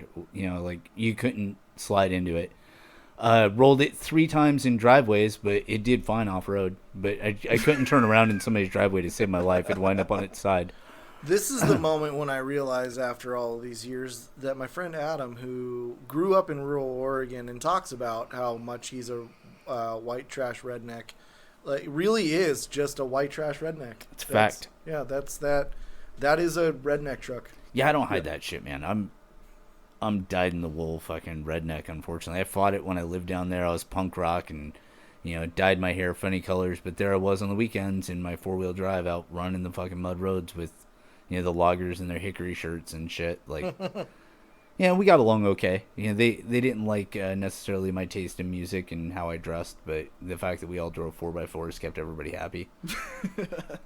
That shit's good fun. I just Brothers never of the wanted to invest 4x4. the money Yeah, in right. that shit. That shit gets expensive, man. Everyone I knew that did the off-road stuff, they're breaking something every weekend. Yeah, it was expensive to do right. The lift on that Chevy Love was cheap, man. That was all U-bolts, blocks of steel, scrap parts. Dude, I've seen some real sketchy suspension stuff like that, like double stacking blocks with giant U-bolts. And that's gonna get you in trouble real quick. 4 inches of body lift, 4 inches of suspension lift, 12 inches of shackle lift. Like, let's shove some fucking blocks in there. Just not adding actual suspension travel, just adding height. Just cleans its on factory leaf springs. I need to get another the height. Yeah, crank the torsion bars up as far as they'll go, and then level out the rest of it. All bad advice. But it was fun. Seth, man, we covered your bikes on the last one, but in case somebody's just coming into this as their first kind of introduction to what we're talking about. Yeah, I was going to say, for all of our theoretical repeat fan base, this is going to be redundant, so I apologize a little bit. But for those of you who are new, you asked favorite bike I've ever owned, and I'm going to deviate a little bit. I'm going to answer the question, but I'm also going to go into this weird hypothetical parallel universe. Favorite bike I ever owned still to this day is my Honda CB550F Super Sport. It just sounds like I want a motorcycle to sound. It rode like like I wanted a motorcycle to ride. Like the riding position was great. Everything about it was fun except all of the wrench time I spent on it. And it was just one of those things, coming back around to stuff about sport bike kids. I went out on a ride with my buddy Dave and a couple random kids we picked up at CC, and both of these kids were on 600 Super Sports. They were on, I think one of them was on an R6 and the other one was on a GSX R600. And we went out riding. Dave peeled off because he had to go do something, and I took over leading, and I got out in front of these kids and left them behind on my Honda 550. And we get to a gas station, and they're like, fuck, man, I didn't know old bikes could ride like that. And I'm like, it's just because you don't know how to fucking ride a motorcycle. Go buy a Grom and fuck off. But favorite bike I've ever been on, still to this day, is the Yamaha FZ1. And the FZ10 that I had was chasing the dragon on that one. I rode my buddy's FZ1, and I loved that bike. And then they put the updated motor in it, and they updated the styling, and I'm like, oh, this is going to be great. It was great. It was a fantastic bike. I loved every minute of owning that thing, but it never really properly scratched the itch of the Gen 2 FZ1. That's still my favorite bike I've ever ridden because it had all of the riding position and rideability of the Honda 550 with all of the upgrades of being fuel injected instead of carbureted, not having to wrench on it all the time, having a little bit of wind protection, having lots of aftermarket availability for kitting it out for touring. Like, if I was going to go back in time, I might not have bought the FZ10. I might have held out to find a late model, like end of the run of the FZ1, because that's still one of those bikes that just, I love everything about it. Yeah, it's a great bike. Let's see, I guess mine. So to speak to your Honda experience, I don't think that they rated horsepower the same way that they do today on those. I don't know. I can't put any logic behind it, but I got a friend of mine, Tony. He after not riding for a while, he picked up this Honda 360 Twin. It's a cool little bike. And when I was riding it back from Salem, I got a chance to kind of open it up and have fun with it. And that little 360, I pulled a 12 o'clock wheelie on it, leaving a Plaid Pantry parking lot. I had it up over 90 miles an hour and still had throttle left. And I'm reminded of this because yesterday he hit me up and he sent me a text. He's like, "Hey, do you think that little Honda that I've got will do 100 miles an hour?" And my first thought was, it's just a 360. There's no way. And then I remember riding it, and I was like, oh, yeah, definitely, because I had it up to 90, and I think I still had another gear and some throttle left to go. Like, I don't think that would be a problem. Then he did some research, and the reported top speed for the bike out of the factory was 101 without any tuning or anything. And, his has exhaust, and, we jetted it up and stuff. It's a little ripper. Mine had not had any kind of work done to it at all, and I got it up over the ton a couple times, but it was a struggle. I had to push through every gear to the red line to get it to do that. But it's also a 77 that hadn't had any major performance work done, hadn't had any really solid tear down rebuild work done. So the numbers that bike was actually putting out were nowhere near factory spec. Yeah. Oh, yeah. It's not hard to exceed the factory speeds on those, even with or without fairings. Like, if you hunker down on a thing, I don't know what the final number was on my first ZX7, but that thing fucking gripped. It went way faster than it should have for what it is. And, yeah, I mean, it's kind of scary that you don't really have to have much bike experience. You can go take your class, get your endorsement, and the little course they put you through, and then you can go buy a 1,000cc sport bike on Craigslist for $1,000 tomorrow, and you're gonna die. So this is or learn one of it too. This is my that just brings up my obligatory hate mail bait. It's that most of the countries in Europe have a better understanding of motorcycles and how motorcycle operators should be trained than the United States does. You have to get a learner permit for a low displacement, low kilowatt hour, because they don't talk about horsepower over there. But you have to start on a small bike for a few years, then you get a better license to let you ride a bigger bike, and you've got to have 5 years or so in before they will let you buy a leader bike. Yeah, I think that's smart. I really kind of enjoy the way that things are set up here. America, it's freedom. You're gonna learn fast, or you are gonna die fast. Well, and things are a little different case. here. I don't know very many people from England that at 4 or 5 years old are thrown on a dirt bike and let to go tear ass in mud fields and stuff like that. I mean, I'm sure that it happens, but I feel like that here we get a lot more of prerequisite that. knowledge goes a long way. If you have a lot of experience in similar things, yes, street riding's different than dirt riding, but at least gives you something to go off of. Where if you're totally green to this and really have never ridden or barely learned how to shift, that's a huge thing. Yeah, all that given, added to which the setup of the United States is different than Europe. The cities are bigger, the roads are wider, they're straighter, they're the skill level needed to operate a motorcycle in those different regions of the world is different. And I think we'd probably see a decrease in the number of young kids going out, getting their endorsement and going, oh, fuck, a 1993 CBR 1000 RR for $5? Give it to me. Yeah. we touched on that on the last podcast. We're actually, we touched on a couple of things. We recommend that nobody get an old Honda for their first motorcycle. Correct. But here we are no, our favorite motorcycles were all these old Hondas. It was my favorite bike, but don't buy So that's one of those things that I touched on the last time I talked on this was like, yeah, I love that bike. Would I buy it as a first bike again? No. If I was in a position financially to have a good, solid, reliable turnkey bike and that bike, I would never have gotten rid of it. But like, yeah, as a first bike, terrible fucking idea.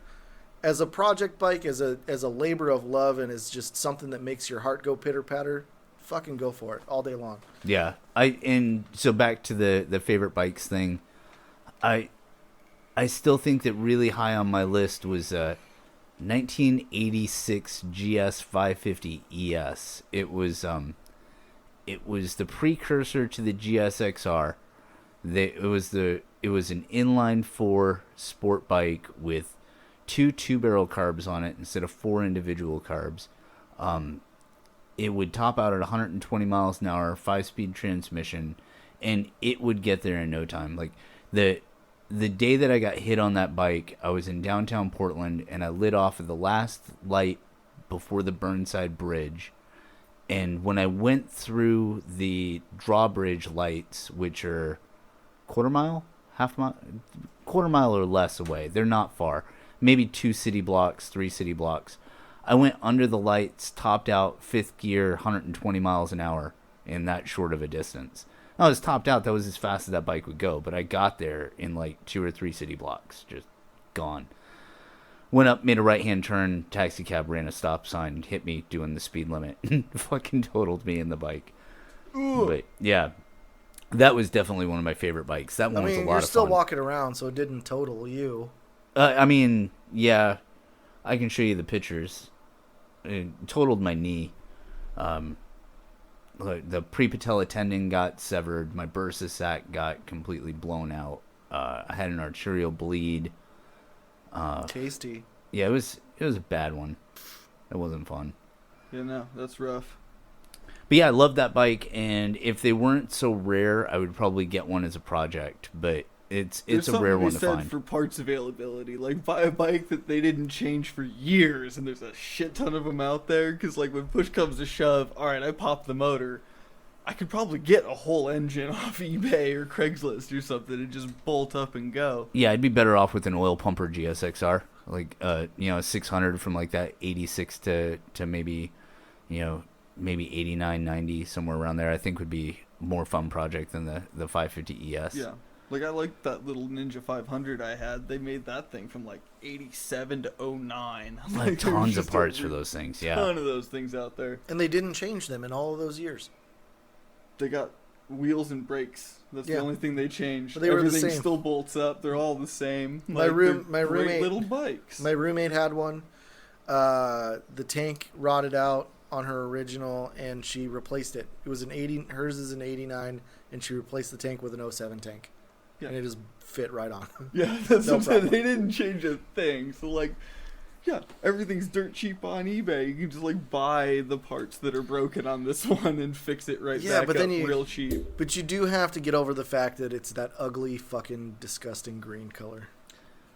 I just had that's just, like, personal hatred. Like, I have still that little sliver of green left on mine, and that's all there is. Shout out to David Valdez. I feel the same way about Kawasaki Green as I do about Montucky Cold Snack Beer.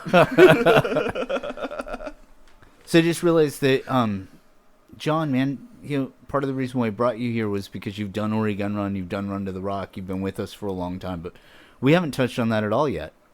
Yeah, that's the truth. Yeah. Dude, that shit's a fucking riot and a half. Yeah, it's fun. Yeah. What was the first year that you went on Oregon Run? Are you OG? I'm not OG. I was there for year 2. Okay. Year 2 was my first run. Fucking, yeah, it's a thing. It's just been an absolute riot and a half, and it's always somewhere different, and it's roads that I may have seen a bit of, but aren't familiar with, or new places I haven't been at all. And, like, you gotta put down hard miles. Like, there's something to be said for strapping up everything you need, strapping it to your bike, and fucking just smashing through God knows where we are right now until you get to the next place. And you get there, there's a party already set up, and you set up your gear and your tent. You have fun, you get up and you do it all over again. Like, you can't stay and just get comfortable. You're constantly on the move and constantly seeing new things and doing God knows what, and running into people from different directions that are doing the same damn thing. Because you're all going to the same place. You all take different roads and bounce into each other throughout the day, and like, I think that's one of the best parts is like, so you'll get people that take totally different routes to get places, but then you go through the next major town and like as you're getting gas or something like that, you just keep seeing these packs of bikes rolling through, and you know that they're all your people, you know, and they've all come from different places. They've all had different rides that day, but here you are in like that one major central spot right before you get to campground. Yeah, because there's always a couple spots where there's one gas station and everyone has to hit it because we're in the middle of nowhere and like we need the gas.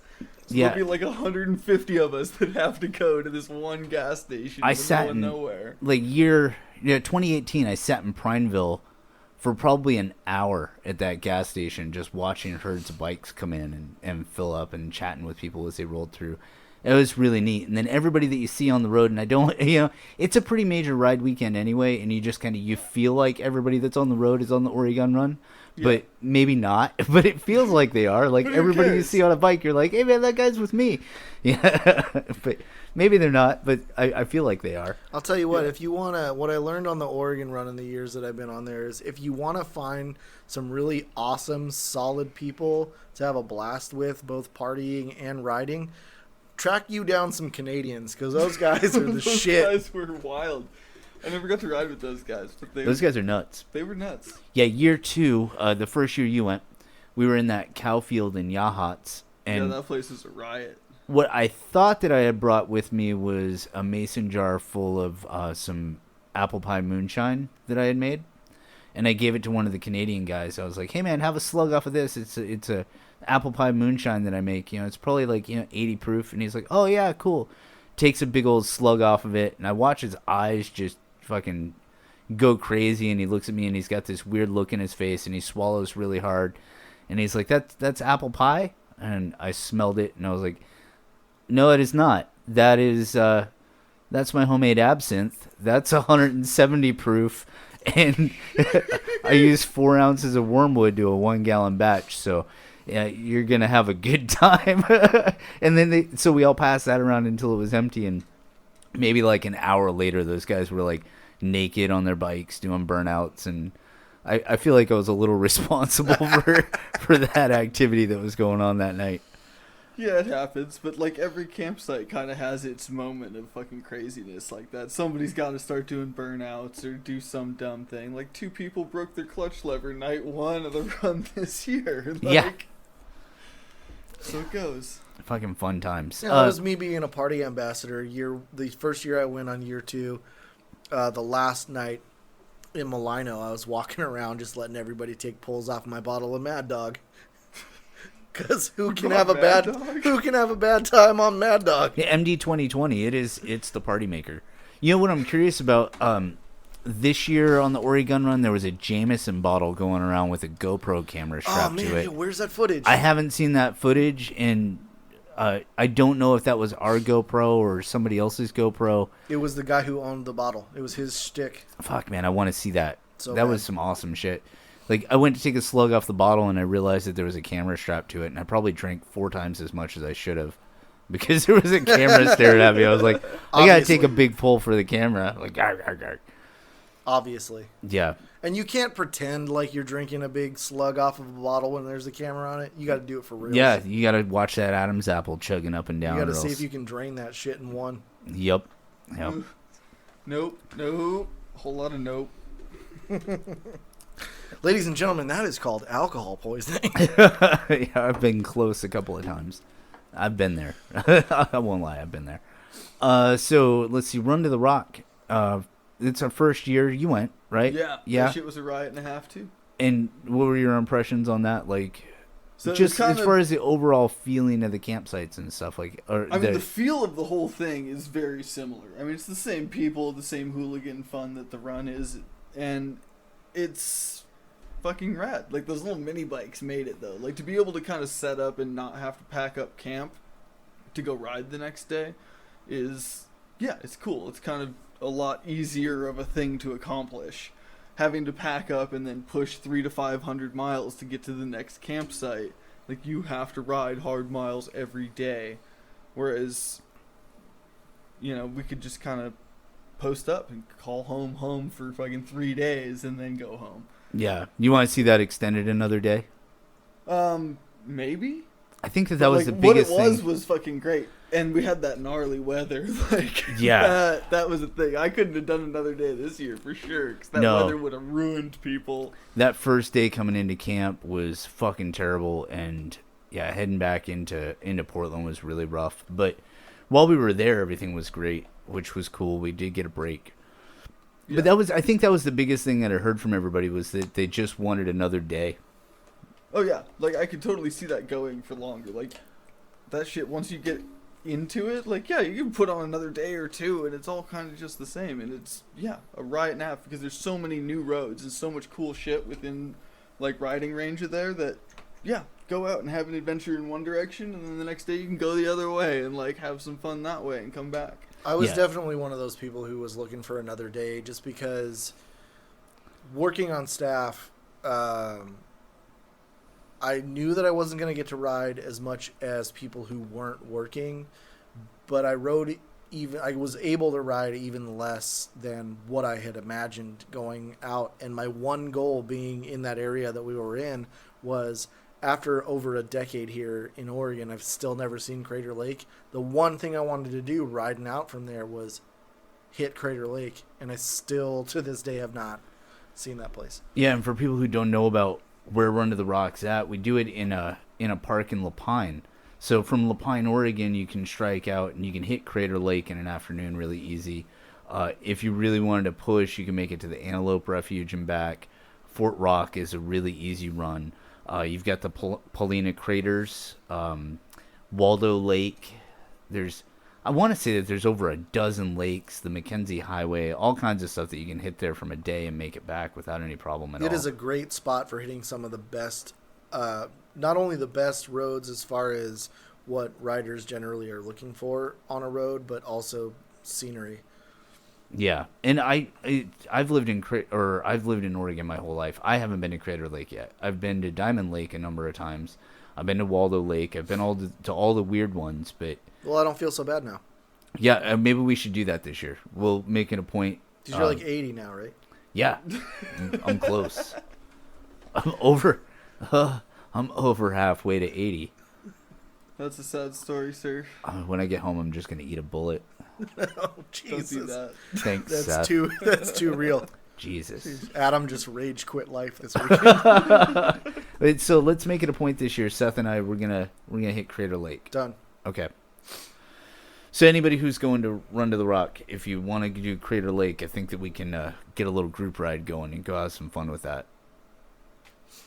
Why not? Sounds like a racket. Yeah, that'll be fun.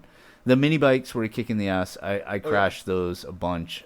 If you didn't crash the mini bike, you were doing it wrong. I crashed. So many people crash those little. I mean, you can't really get hurt. You're doing like 10 miles an hour, maybe. I hit the trailer. Oh, wide don't open. Run into solid objects. Yeah, like you can lay that shit down and you'll be fine. I was wide open to going down the gravel, and I lost the ass end because I forgot that it didn't have a clutch, and it was just the one lever. And yeah, I slid it out, plowed into a trailer, flipped over.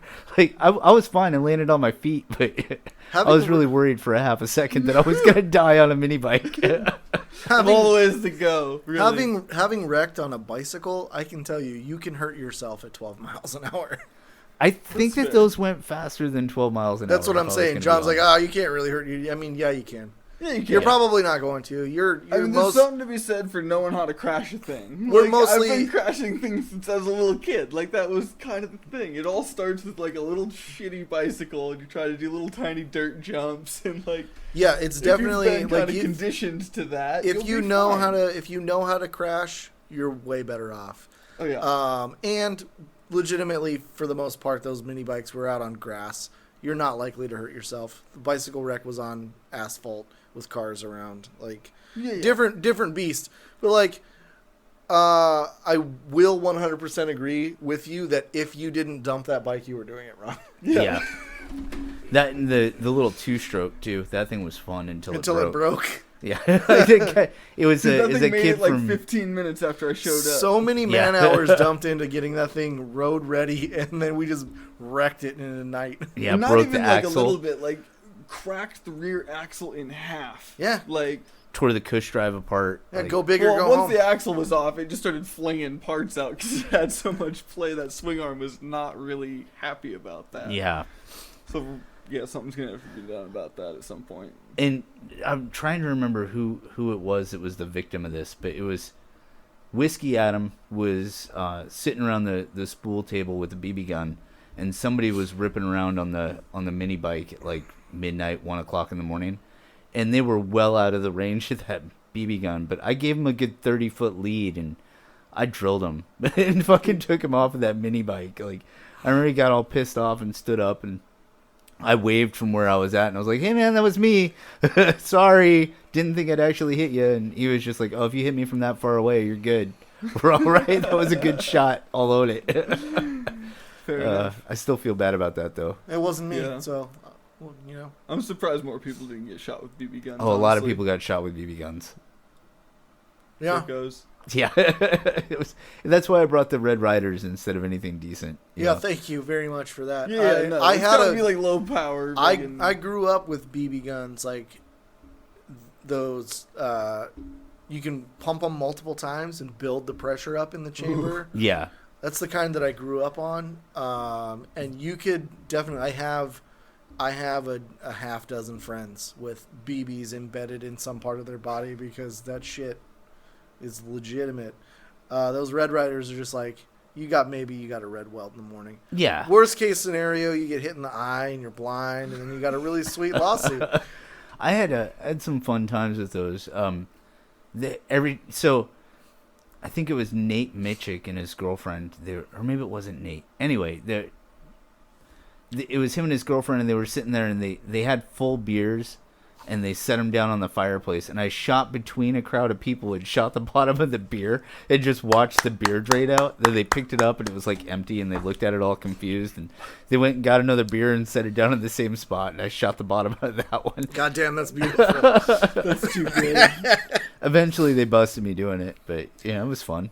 Whatever, Yeah. man. That is the kind of practical joke that I am 100% in support of. Nobody got hurt. No, we had It's some, all kinds of fun.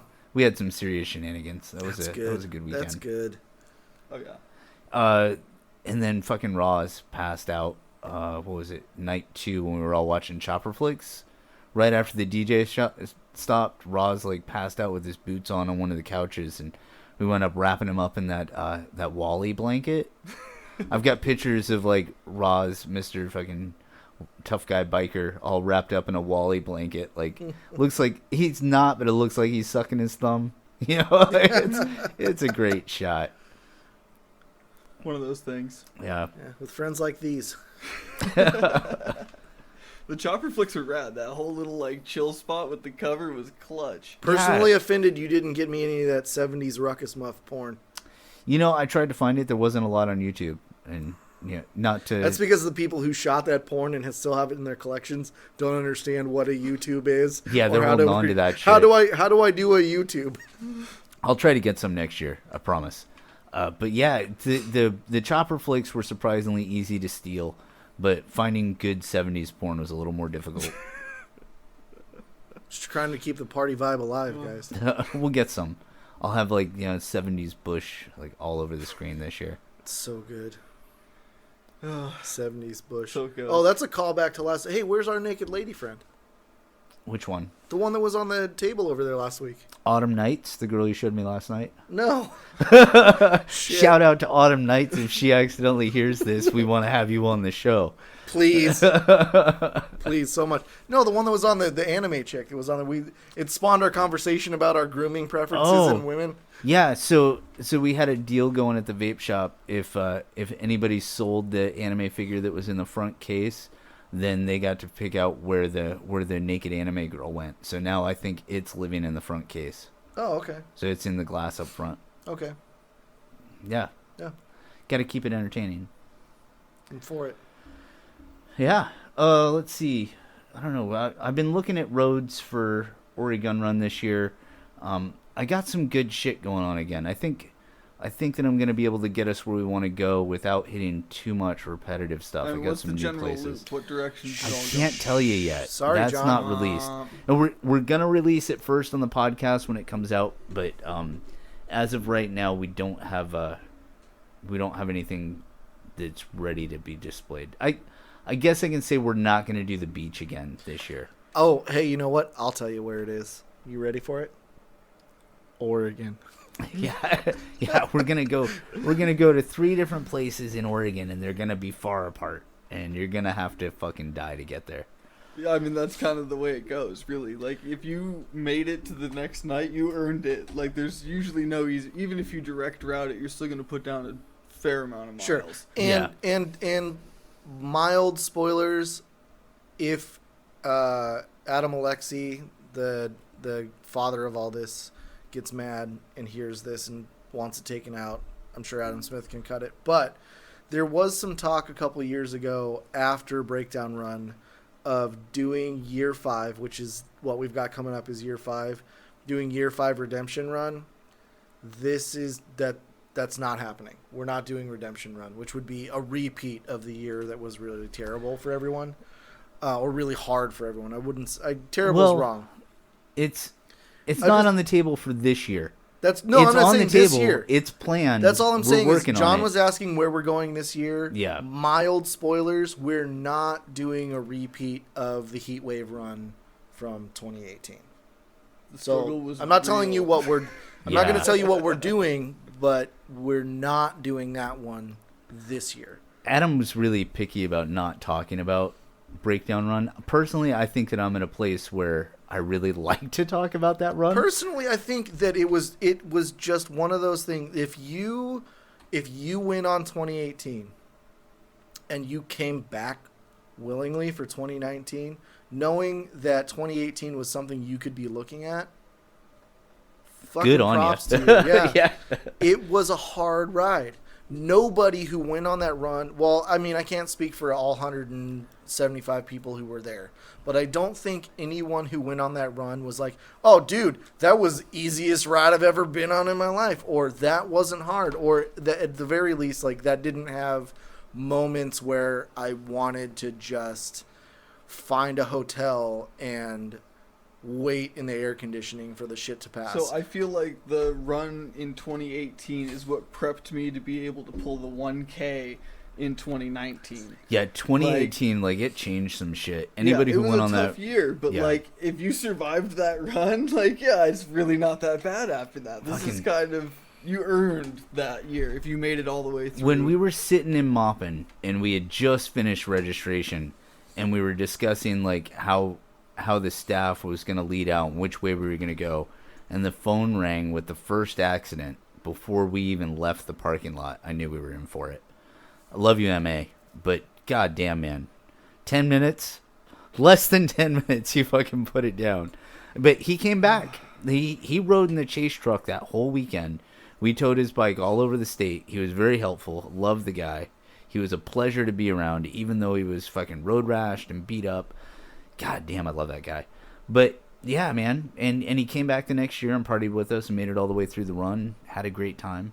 Yeah, I think he's one of the biggest advocates for what we do. Hashtag, so this is what Maupin looks like. Yeah, this is what Milano looks like. That's what I meant. he got out of Maupin just fine. Yeah, hashtag this is what Milano looks like. Yeah.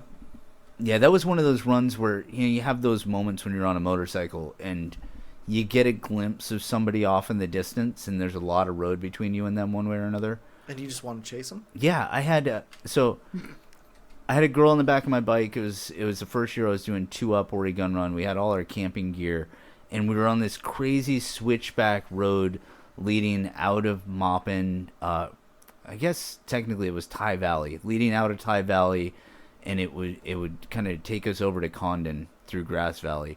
And there was these switchbacks, and there's like 5 layers of switchbacks above us, and I see this bike like just hitting the last of the switchbacks and getting on the open straight, and I felt like a fighter pilot.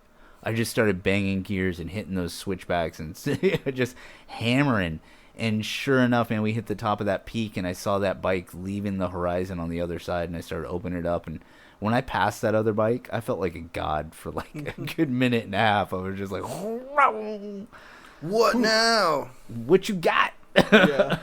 No, when we were cruising the day ride of fucking Run to the Rock, Ben and Punchy were in our pack. And, like, they kept up with us on the sport bikes for a hot minute. Like, we got back to the bottom of that, and they were easily missing a good quarter-inch of both of their fucking foot pegs on either side. Just, like, fucking pushing hard to try to keep up with the guys that run sport machines. Like, I give them mad props. Like, there's something to be said for pushing the limits of Harleys. And, like, I've ridden with a lot of Harley guys that just, out to just cruise. But, like, I ride with you guys. Like, holy fuck, man. My favorite part about riding a Harley is when you're riding with a pack of sport bikes and you get to, like, the destination and you're right there with the first one or two bikes, and then everybody who rolls in behind you has an excuse about why they're not riding that hard that day. Like, oh, I'm not riding hard today because my tire pressure doesn't feel right, or I woke up and had a sore tummy, so I can't ride really hard today. And it's all because you're on a Harley and you're in the front of the pack with everybody else. Like, they can't accept the fact that you ride well, or you've built your bike to the point where it can do what it's supposed to do. It's because we all came up on sportier bikes, and then we decided for whatever our reason was to get on a cruiser style, but we're still, like, sport bike kids that don't realize we're not riding sport bikes. Right? Yeah. Yeah. I mean, Like, my bike's not supposed to do that, but it can. You know how I know? Because I fucking did it. Right? I fucking did it. Speaking of passing people, 2019 was one of my was Oregon Run 2019. One of my favorite moments. Adam had a problem with his bike, and we had to find a backup. He ended up on our friend Tiffany's little 99 Sportster that is a fucking clapped out piece of shit. I love that bike. I rode it. It's sketchy as fuck. It's one of those things you're like, am I gonna die going 5 miles an hour? That bike feels like a motorcycle. Like, yeah, it's beautiful. It feels like everything that your grandparents warned you about with motorcycles. It's like, if you ride a motorcycle, you're gonna die someday. That's the motorcycle that they were talking about. Yeah, so I'm out there. I'm riding along. This is my first year on the... Oh, hey, sorry. Sorry, audience. Yeah, John, can you? Thanks, man. John got up to get a beer, and so we're taking an aside. Now, 2019, Oregon Run. We're out on the ride. Wait, we got a second here. Oh, yeah. The RPRs, again, fucking all the people at Ten Barrel, I love you guys. We're still drinking your fucking beer. You're fucking great. Bobby, we got to get you on the show. I'm going to come to Bend and let's go to Bend. Corral your ass, yeah. Let's do it in Bend at the brewery. As soon as the snow clears up, we'll go out there and bug that guy. So, 2019, Adam is riding on a borrowed 99 Sportster that he has, like, rolled up a sheepskin up underneath himself to make it even remotely rideable from a comfort level. But we're coming down this stretch of road, and he looks out in front of us. He goes, oh, fuck, I think that's David Mogg. And we pull up, and we get closer, and it was just one of these meta moments where it was David and Tiffany, who Adam was on her bike, her backup bike, and then my roommate Megan, and they're all riding together, and we passed them, and Tiffany got passed by someone on her bike, and it was this meta thing. That's hilarious. Your own bike passes you. Yeah, she got passed by her own bike. That was a long ride for you guys, because I was riding with Cherie on her 883. We stopped in at a little town. It was short of, I can't remember the name of the town now, but it was short of Malino. And we were sitting at this little roadside fucking bullshit cafe thing, and we're eating some jerky, having something to drink, and I saw you guys roll by and thought for sure that you were going to beat us up to Malino by at least an hour, because we were just starting, and we got to Malino way before you guys did. See, and I'm almost positive, I'm not 100% sure, those days all can... So I feel really fortunate. I really hope that through the course of things, we hear from Adam about the same kind of story, but I feel really fortunate to have spent the entire weekend last year riding with Adam. That's great. I did that year, the first year that I did Oregon Run. I spent the whole weekend riding with Adam. It was awesome. Yeah, that guy's fun to ride with. We're on comms. We're bullshitting with each other. We know each other's pace. We're really comfortable. It was one of those moments where there are very few people in this world who I am confident in their skill enough and comfortable with them as people enough to let them go bar to bar with me down a highway stretch. And he and I are riding bar to bar out 22. And the whole thing was just great. But I think that day was actually the day where we stopped. No, that's not right. Like I said, the days are all blending together. Springer still? No, he's on the Sportster. And like I said, all the days are running together. But there was a day where we got held up because we stopped at like a Advanced Auto Parts or some shit to try and find dot fuel or dot brake fluid to bleed and re-top off the brakes, because his rear brakes on that bike were they didn't exist. Oh, I remember when you guys rolled into Coos Bay. Yeah, the brakes were just fucking done on that thing. Yeah, and I don't remember. And see, as we're talking about it, I'm starting to think that day was when we was on the way into Coos Bay to campsite night one. I think we noticed it the first time. Like we had left Portland and we had just ridden I-5 down just past Corvallis, and we hit a rest area there, and he was complaining about the brakes on that thing. Yeah, but we spent so much time. Oh, I remember you said it was Milano last day. Yeah. Yeah, so we had just been on the road dealing with stuff so much that we stopped in Silverton and hung out. And there's this spot that he likes to go smoke a cigarette and just enjoy the view. And so I got to experience that with him. It was the whole experience of riding with Adam, somebody that I've known for a few years now, that I really love as a human being. And then being on the road and having all of the road experience with him. I think I wouldn't trade it for anything. No, and those type of experiences when you're on the road with somebody, like that really grows and strengthens friendships more than probably anything else. You know, I've heard a lot of different references to like, you know, different situations that are similar, but really, like, there's really nothing that compares to that. And Adam's, he's one of those people that I feel like really gets what a motorcycle ride is all about. You know, you got to kind of throw the schedule out the window, and you know, you're blasting ass through the desert, and you're sweating, and you're just dying, and all of a sudden you come around a corner and there's a river. You don't keep riding. You jump in that fucking river for a little bit. Like, yeah, he gets also that. The other side of that, where you're freezing your ass off in the pouring rain, because we've done a couple of those rides together. Dude, yeah. Like when I got hypothermia in Klatskanai, and we had to hole up inside of a laundromat in our underwear. I still got pictures. That was, man, yeah. And again, he's instrumental with that stuff. It's fun. Yeah, I think that I earned that patch that day. Earned it. That was a rough ride, man. Yeah. It took us 3.5 hours to get from Oyster something or other, Oyster Point or whatever. Call it Long Beach, Washington, to Klatskanai, which should have been an hour. And we were on the road for 3.5 hours in driving rain, just fucking dying. Cold, torrential downpour, shit conditions, like, just fucking pushing it. But still loving it. Yeah, and I still think about that. I've talked to Adam a couple times about it. Alexi, not the Smith next to me here at the table, but at that point I was still on my Yamaha, and I had full touring kit that was waterproof.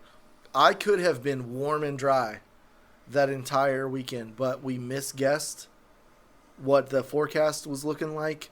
The rain came earlier than we anticipated it, and I was in my dry weather gear, and I was soaked to the bone like the rest of these guys, and I loved every minute of it because we were all miserable together and completely stoked on being on a ride together. And if I had been in my touring kit and warm and dry and not suffering the way the rest of the guys on the ride were, I'd have been pissed that we had been stopping so much. I might have decided to leave them behind, and it wouldn't have had the suffering on the road is shinier when you're with a bunch of people doing something that you all love together. Yeah, you got to embrace the suck. You know, there's There's a guy who does this. It's totally kind of related, kind of not. There's a guy named Steve Ranella who does a podcast. He has a show on Netflix called Meat Eater, and he uses a reference like that with his hunting trips, and he calls it. I'm trying to remember the terminology, but he uses this explanation that nobody remembers riding on a roller coaster 20 minutes after you get off the roller coaster, because it's exciting when you're doing it, but then when it's over, you really don't care about it that much. Whereas like when you go through a hardship with somebody and the weather's shitty, whether it's hunting or riding a motorcycle or whatever it is, and you're out there and you're just digging into that suck and making the best out of it. When you reflect on that later, it's fun. Like in the moment, you could be having the worst fucking time that you've ever had in your life. But it's those moments that you look back on and they're fun regardless of the fact that you were in that shit situation that are going to be the times that you remember for the rest of your life. And I think you get more of that on a motorcycle than you do on doing anything else. I will forever have a picture of Adam hugging my Nalgene bottle full of hot water out of a coffee pot at a convenience store, trying to raise his core temperature back up because he was about to die. God bless Chevron, man. They could have thrown us out 5 times over. Like, yeah, those dudes were super solid though. Like we were fucking suffering, and it was like, wasn't it Easter?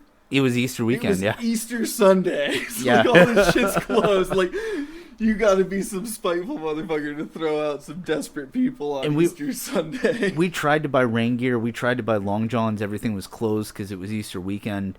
That God saved the laundromat. You know, like that was the saving grace. We went in there, threw everything inside of the dryers, and just sat there and shivered until we finally started coming around. But it was fun, like sitting there in our underwear, just watching people walk in and seeing the bikes out front and just knowing the shit that we were going through. Well, 'cause it's still pouring rain outside. Yeah, you can look outside, it's just god awful, miserable. Old rain. Man walks in, just has kind of like a shit-eating grin on his face, like he knows what we're going through because he's probably been there. Oh yeah, you know.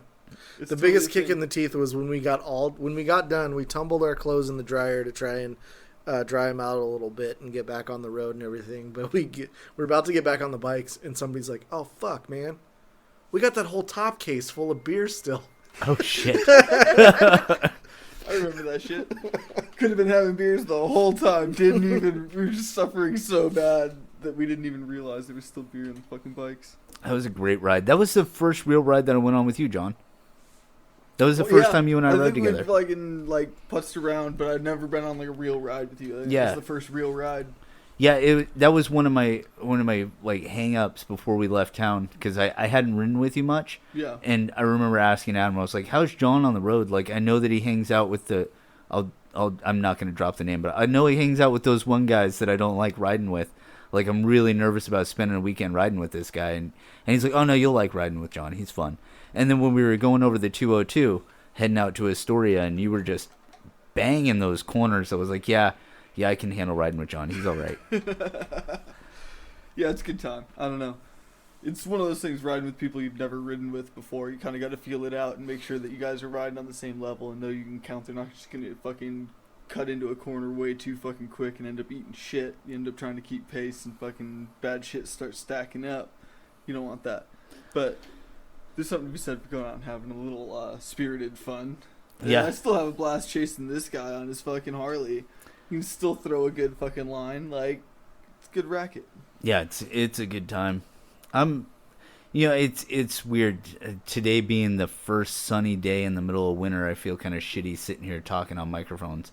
But it's good to sit and reminisce because wintertime is always a shit time. Here. Yeah, you did. And you know what? Like the only reason I didn't ride today is I had breakfast plans and I had to choose between being on time or being on the bike.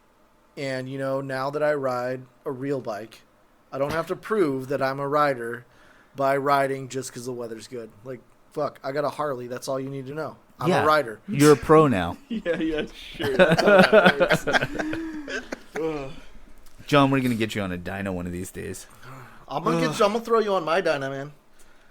You don't think you like riding it. We talked about this. Actually- I won't touch that thing till it has mid controls. Fair. That's fair. No, 100% fair. I'm gonna mid controls bars. I'll put you on it. You're gonna have a blast. I think Guaranteed. I think I'm not saying you. I'm not I've saying had you're a gonna. couple Harleys over the years. Yeah, and I'm not Fucking, I saying know you're what's gonna. up. I'm not saying you're gonna immediately throw your Kawasaki in the Willamette and fucking buy a Harley, but I really honestly think you would have a blast on that bike because I was dead set against not Harley at all. Like I don't have any qualms about one brand or another except for that fucking ugly ass Kawasaki green. But I was not a cruiser rider until I rode the bike that I'm on now, and I fucking love that bike. Now, I'm not saying that I love all cruisers that I'm ever going to be on, but I found the right one, and I fucking love it. It's great. Oh yeah, there's something to be said for evolving in the way that one rides. Like, I loved my diehard sport machines when I first got into riding. Like, that was the only way to fucking go. But as time goes on and, like, your conditions change and the way you ride kind of develops, and eventually you find a bike that's right for that. So, like, you can't recommend any one bike for any one person. It really depends what you're gonna do on a bike. I want you to ride that FXDX that I've got. It doesn't have the motor that my FXDC has, but with the lift kit and which ones? What colors? the red red one. The red one. Okay. Yeah, so with the lift kit and everything else that's going on with it, I think it's going to be reminiscent of that Versus. Oh yeah, like the really tall stance is kind of fucking strange. It really threw me for a loop because I was so used to like proper sport machines where you're right there on the ground and you can throw knee down and like carve a good corner. Being so much taller, you really can't get down. I don't think I could touch knee on that fucking bike. Yeah, you can. You just gotta want it more. I mean, I can vouch for 100+ mile an hour corner, and I'm not even touching the potential of that rear tire. Do you have a You Don't Ride patch? Oh, I do. Okay, because I was going to say you may have just earned one. Yeah. I mean, for what? I haven't earned one. You haven't? No, man. I feel really sad about it too. Well, It so doesn't take so much. you're saying we're gonna do a fucking 1K this year? No, I can't. The fuck you can? You're on this comfy ass Harley. I rode a fucking 1K on the Versus, man. I know like, that you can you ride did. it on your fucking Harley. You'll be just fine. I know that you did. I just don't think.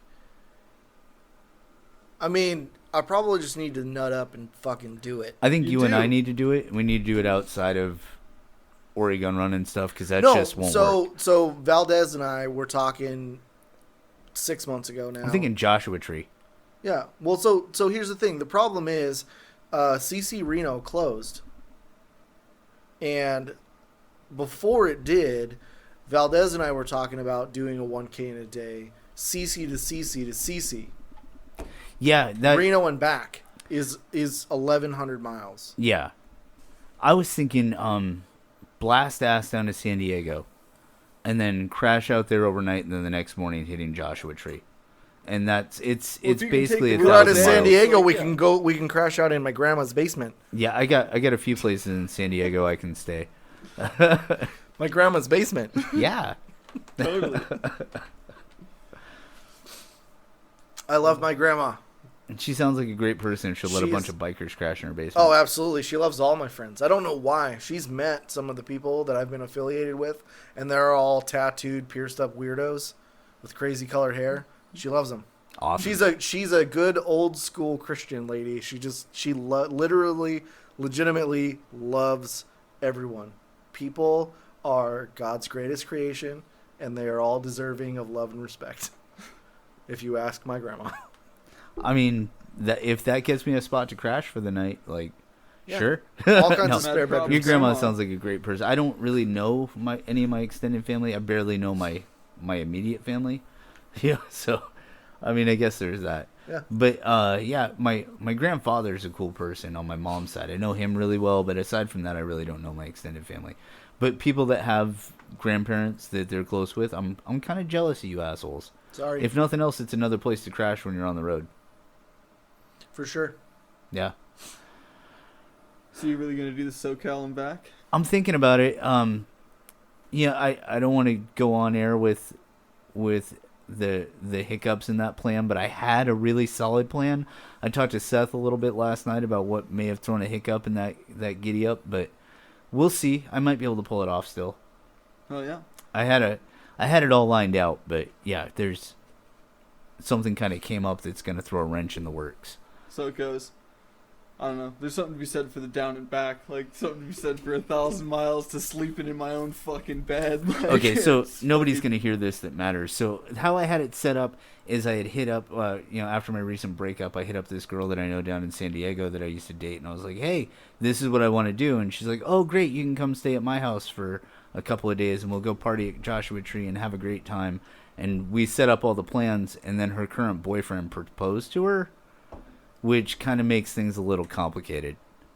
So, but yeah, there's tents, there's other ways to pull this off, but I still think that Joshua Tree is a solid destination for a 1K ride. I just had a moment. Not to. Where you piece together all the conversations from last night. No, right now? the conversations from last night are still crystal clear. I'm a functional alcoholic, so, not to exclude you from shit, but my niece is getting married at the end of this year, and I got to go down to Southern California, and I could do all of my slow plotting, stop all the places, take my time, and enjoy myself on the way down, and then just rip a 1K in a day back. Oh, yeah, huh? Wedding. I could. I don't think I want to. I kind of got people I want to see up in Nevada on my way back, but I just had, now the wheels, you're talking about doing this and all the wheels are turning. I think I would rather do a 1K. I know that I talked previously about really enjoying road time by myself, but I really think that as far as pushing myself and having somebody to check me as well on something like a 1K is going to be way better with other people.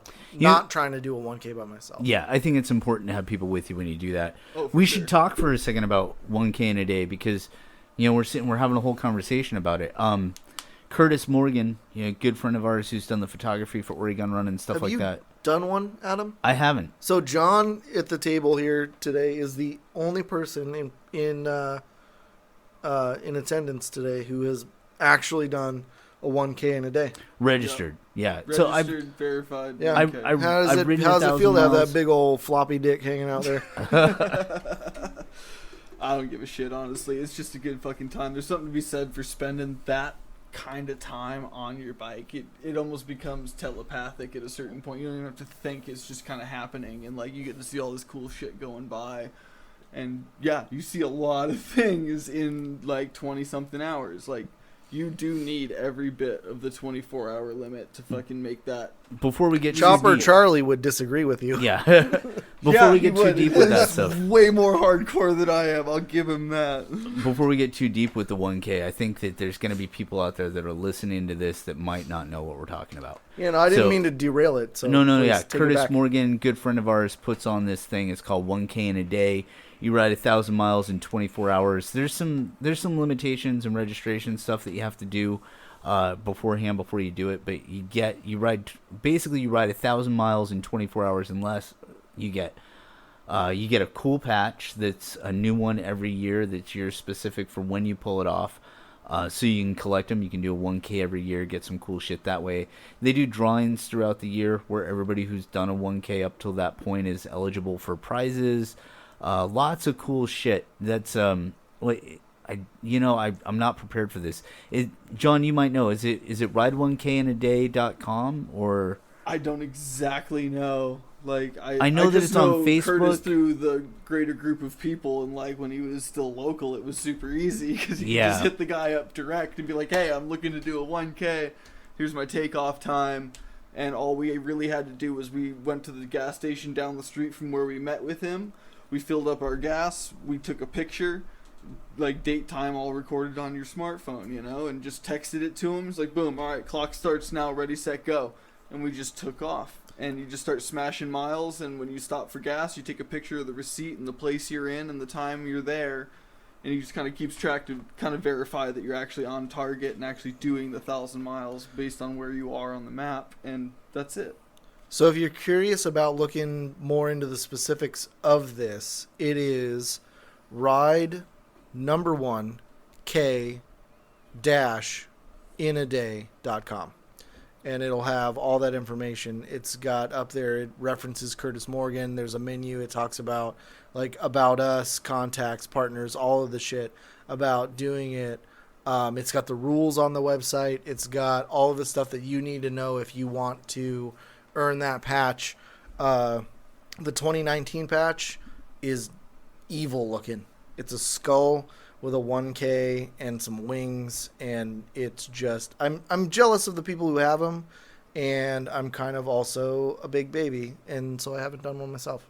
Yeah, I think it's important that we do it. But that's one of the other things that leads into the Ori Gun Run. Night 1, we have the option for people that want to do it. You can do your 1K in a day and then receive your patch at night 1 instead of having to wait and get it through the mail. You can get it all taken care of in one spot. I don't know if we're going to implement that into Run to the Rock, but I feel like that's a natural progression. There was a few people talking about it and a few people that did it this year. Oh, yeah? See, I didn't know that. Even working it. Fucking Punchy did a 1K coming in to Run to the Rock this year. Fucking A, man. That Crazy Dave. That guy's crazy as shit. I love Punchy. He's fucking great. The video that he did when he was doing the 1K and he pulled off alongside the road and like grabs his sagebrush and rubs it all over his dick and then shoves it up into his helmet to like kill the smell in his helmet. Like, I love that shit. That guy's fucking amazing. Oh, fucking Punchy. We got to get him in here to bullshit one of these days. Oh, for sure. He's fun. Yeah. Ben. Yeah, so that covers kind of like the basics on how to get involved in 1K in a day. There's a few different challenges out there. There's the Iron Butt Challenge, Stampede.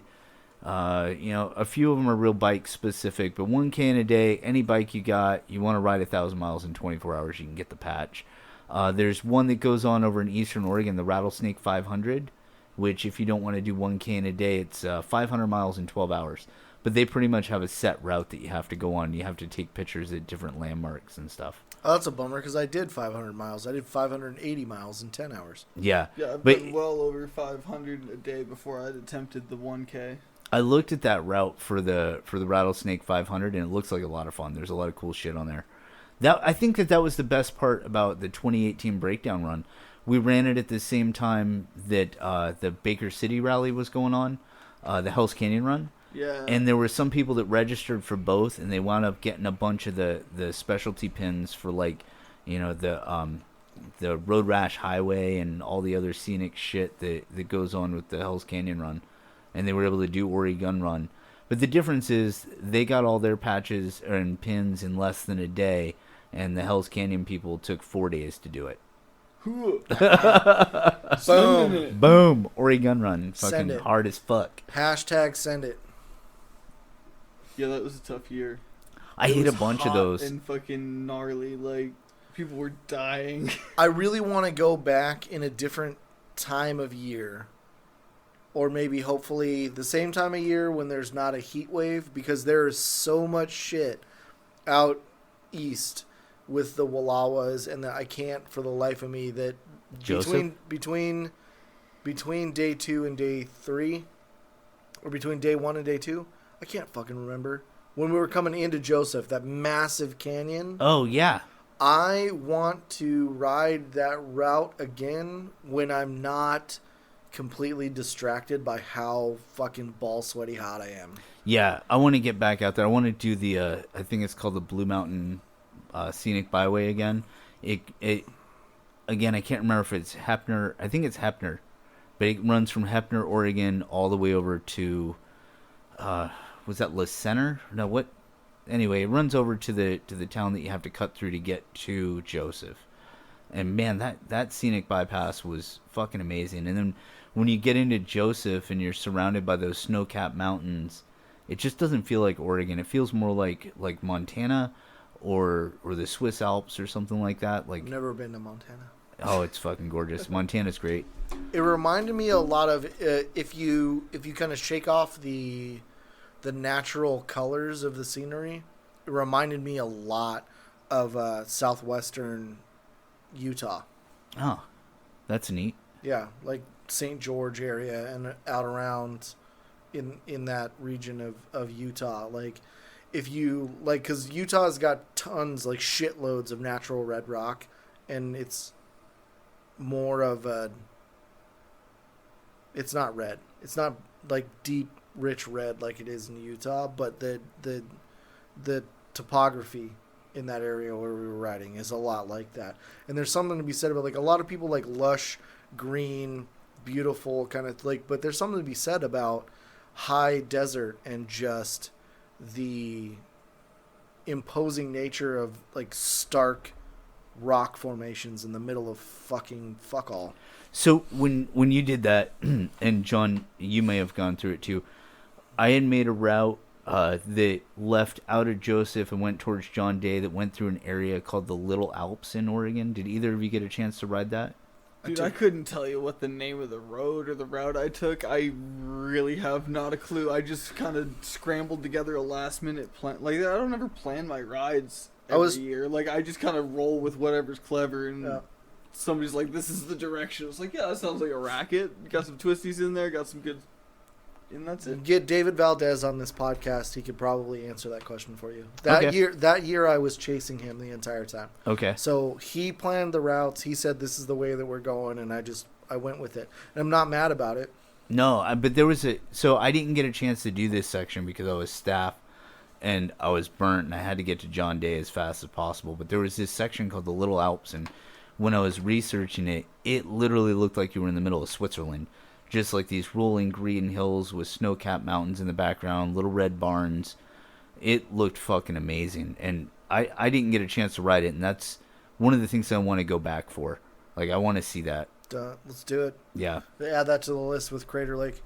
Yeah, I mean, not to let on. This list is never gonna end. You realize that, right? There's so many epic rides. I'm okay with that. I mean, the list will end when I die, and I'm fine with that. But that's why it's the Ori Gun Run. You can ride in this state for the rest of your life and not get bored. There's so much shit here.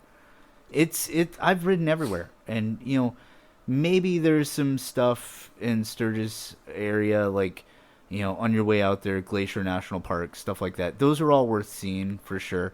But if you want to ride someplace consistently every day and be able to have like new shit all the time, I think Oregon really tops the list of places to ride. The amount of stuff you can get to inside of a day is insane. Yeah. Like, you can get to all this stuff. It's accessible. We're here, and like within 4 or 5 hours of here, there's all kinds of cool shit. Yeah. It's really kind of fun. I found so many roads that I love riding, and I still love riding them. And at the same time, I'm also feeling like I'm kind of robbing myself of other experiences, because I'll go back and I'll repeat roads. Like 2019, part of the ride was the Alsea Highway. Favorite road in Oregon. Oh, it's great. The 34? Yeah. Yeah. Love it's the shit amazing. Out of that road. Good tight, fun. nice tight corners.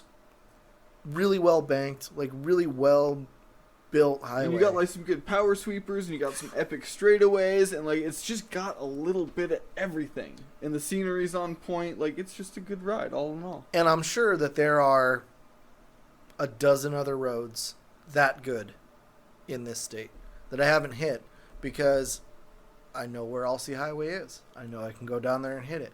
And so, like I said, I love that I know where that road is. I also am like, why am I not going out finding the other 11 versions of that are around? Because there's something to be said for riding familiar territory, though. Yeah, they're there.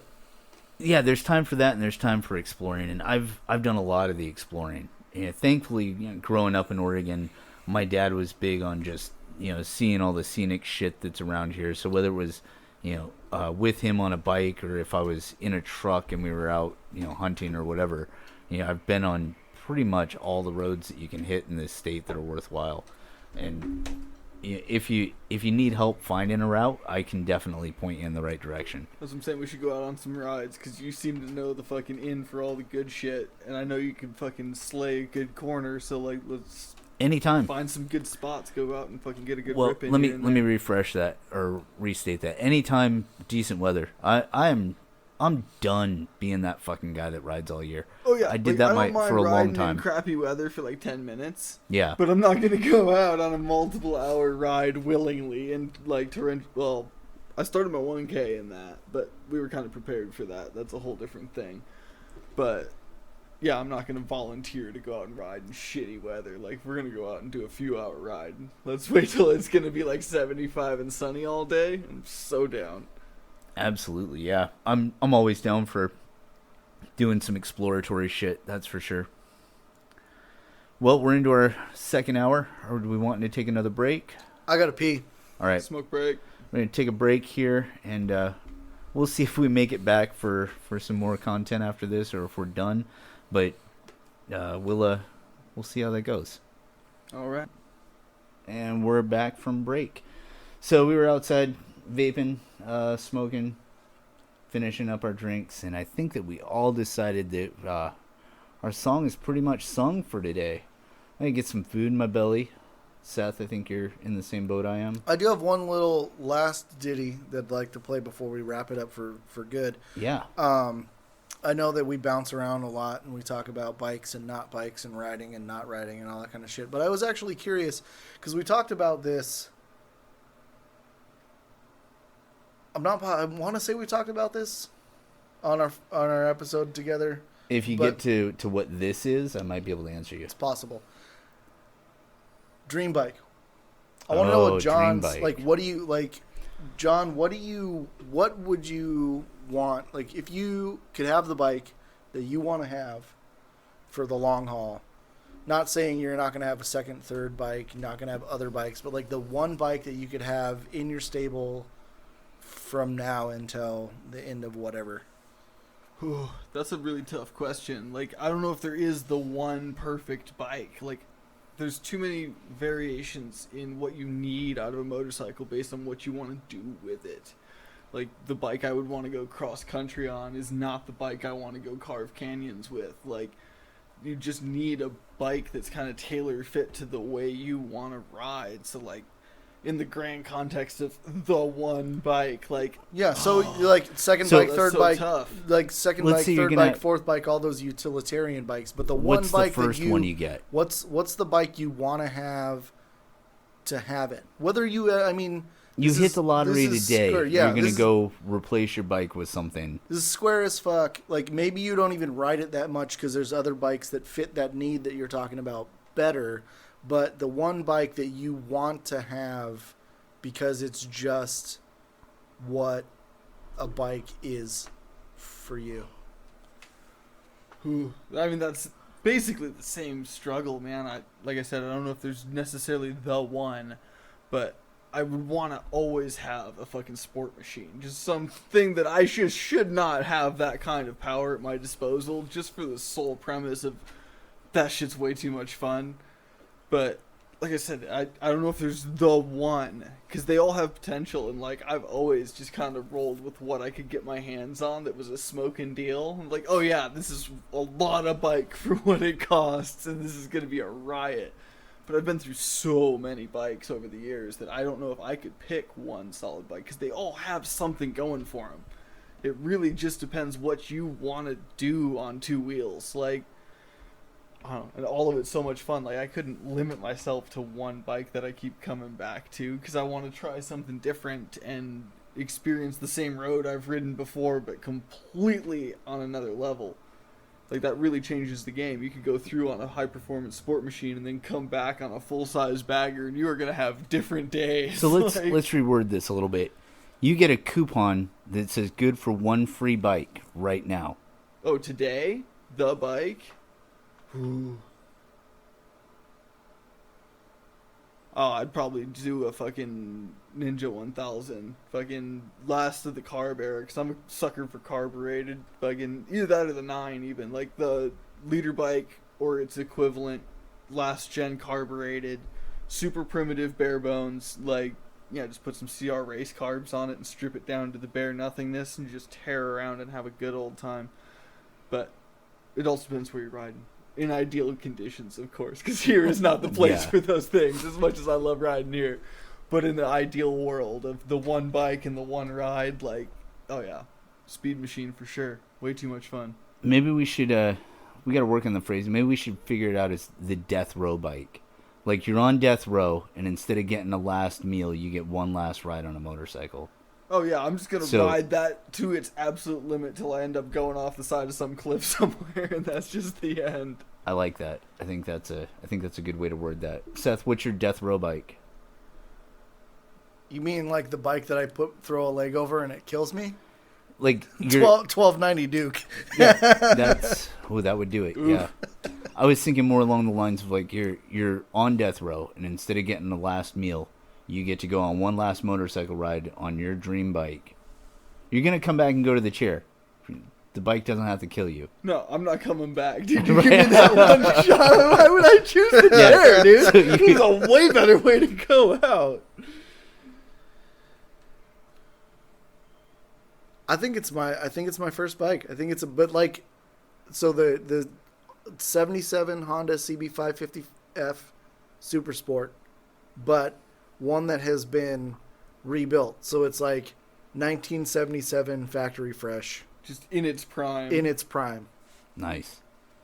I think I'm gonna go with a new Road Glide, but with like 140 cubic inch benevolence performance motor or something like that. Just It's just some something dumb power. outrageous, or maybe like the 147 that they put in the Dragon drag race bike or something like that, and Yeah, just go all out. full tour with that big shark nose fairing and just ungodly amounts of horsepower. Have a turbo on it. Oh yeah, you're gonna go out like that. And yeah, I mean, I think that would be it. That would be my final ride bike. I mean, anything fucking supercharged or turbocharged, any kind of force induction on a bike is unnecessary. You really don't need that kind of power. Yeah. Like, But you don't- H1 owners would or H2 owners would disagree with you. I'm sure they would. And I I'm think- sure it's a lot of fun, but I would kill myself. Yeah, I think that's kind of the balance when it comes to motorcycles. It's not a logical decision to begin with, and if you're gonna purchase a motorcycle out of like a logical standpoint, you're coming at it from the wrong angle. So that like that more power thing is definitely Well, it's enticing. I get there. why it Yeah. exists. I'm glad it exists. Like, by all means, stupid power on two wheels, but I've realized that it's gonna kill me. Yeah. Yeah, the Road Glide, just cut out the wind, crank up the stereo. Just mad amounts of horsepower underneath you with a built motor and forced induction. And just go as far as you can. Big 6-gallon fuel cell so you can just roll and just disappear and see how far you can get. Yeah. Sounds like a good racket. Well, and that's our podcast for today with final rides and all of our favorite things about motorcycles. We'll see you sometime in the near future. Hopefully, we'll have Adam Oleski in here for a guest soon. He's gonna lay out some really good upcoming stuff with Ride More Talk Less, the rides that we're doing this summer, Oregon Run, Run to the Rock, and we'll catch up on his fantastic chopper build that he's doing. And if we've ran too long, we'll probably wind up talking about the one show and a few other things that are going on here in Portland. But god damn, I hope we get him in here before the one show. All right? I think if we don't get him in here before that, we fire him. Right. You're off the team. All right. We'll see you all next week.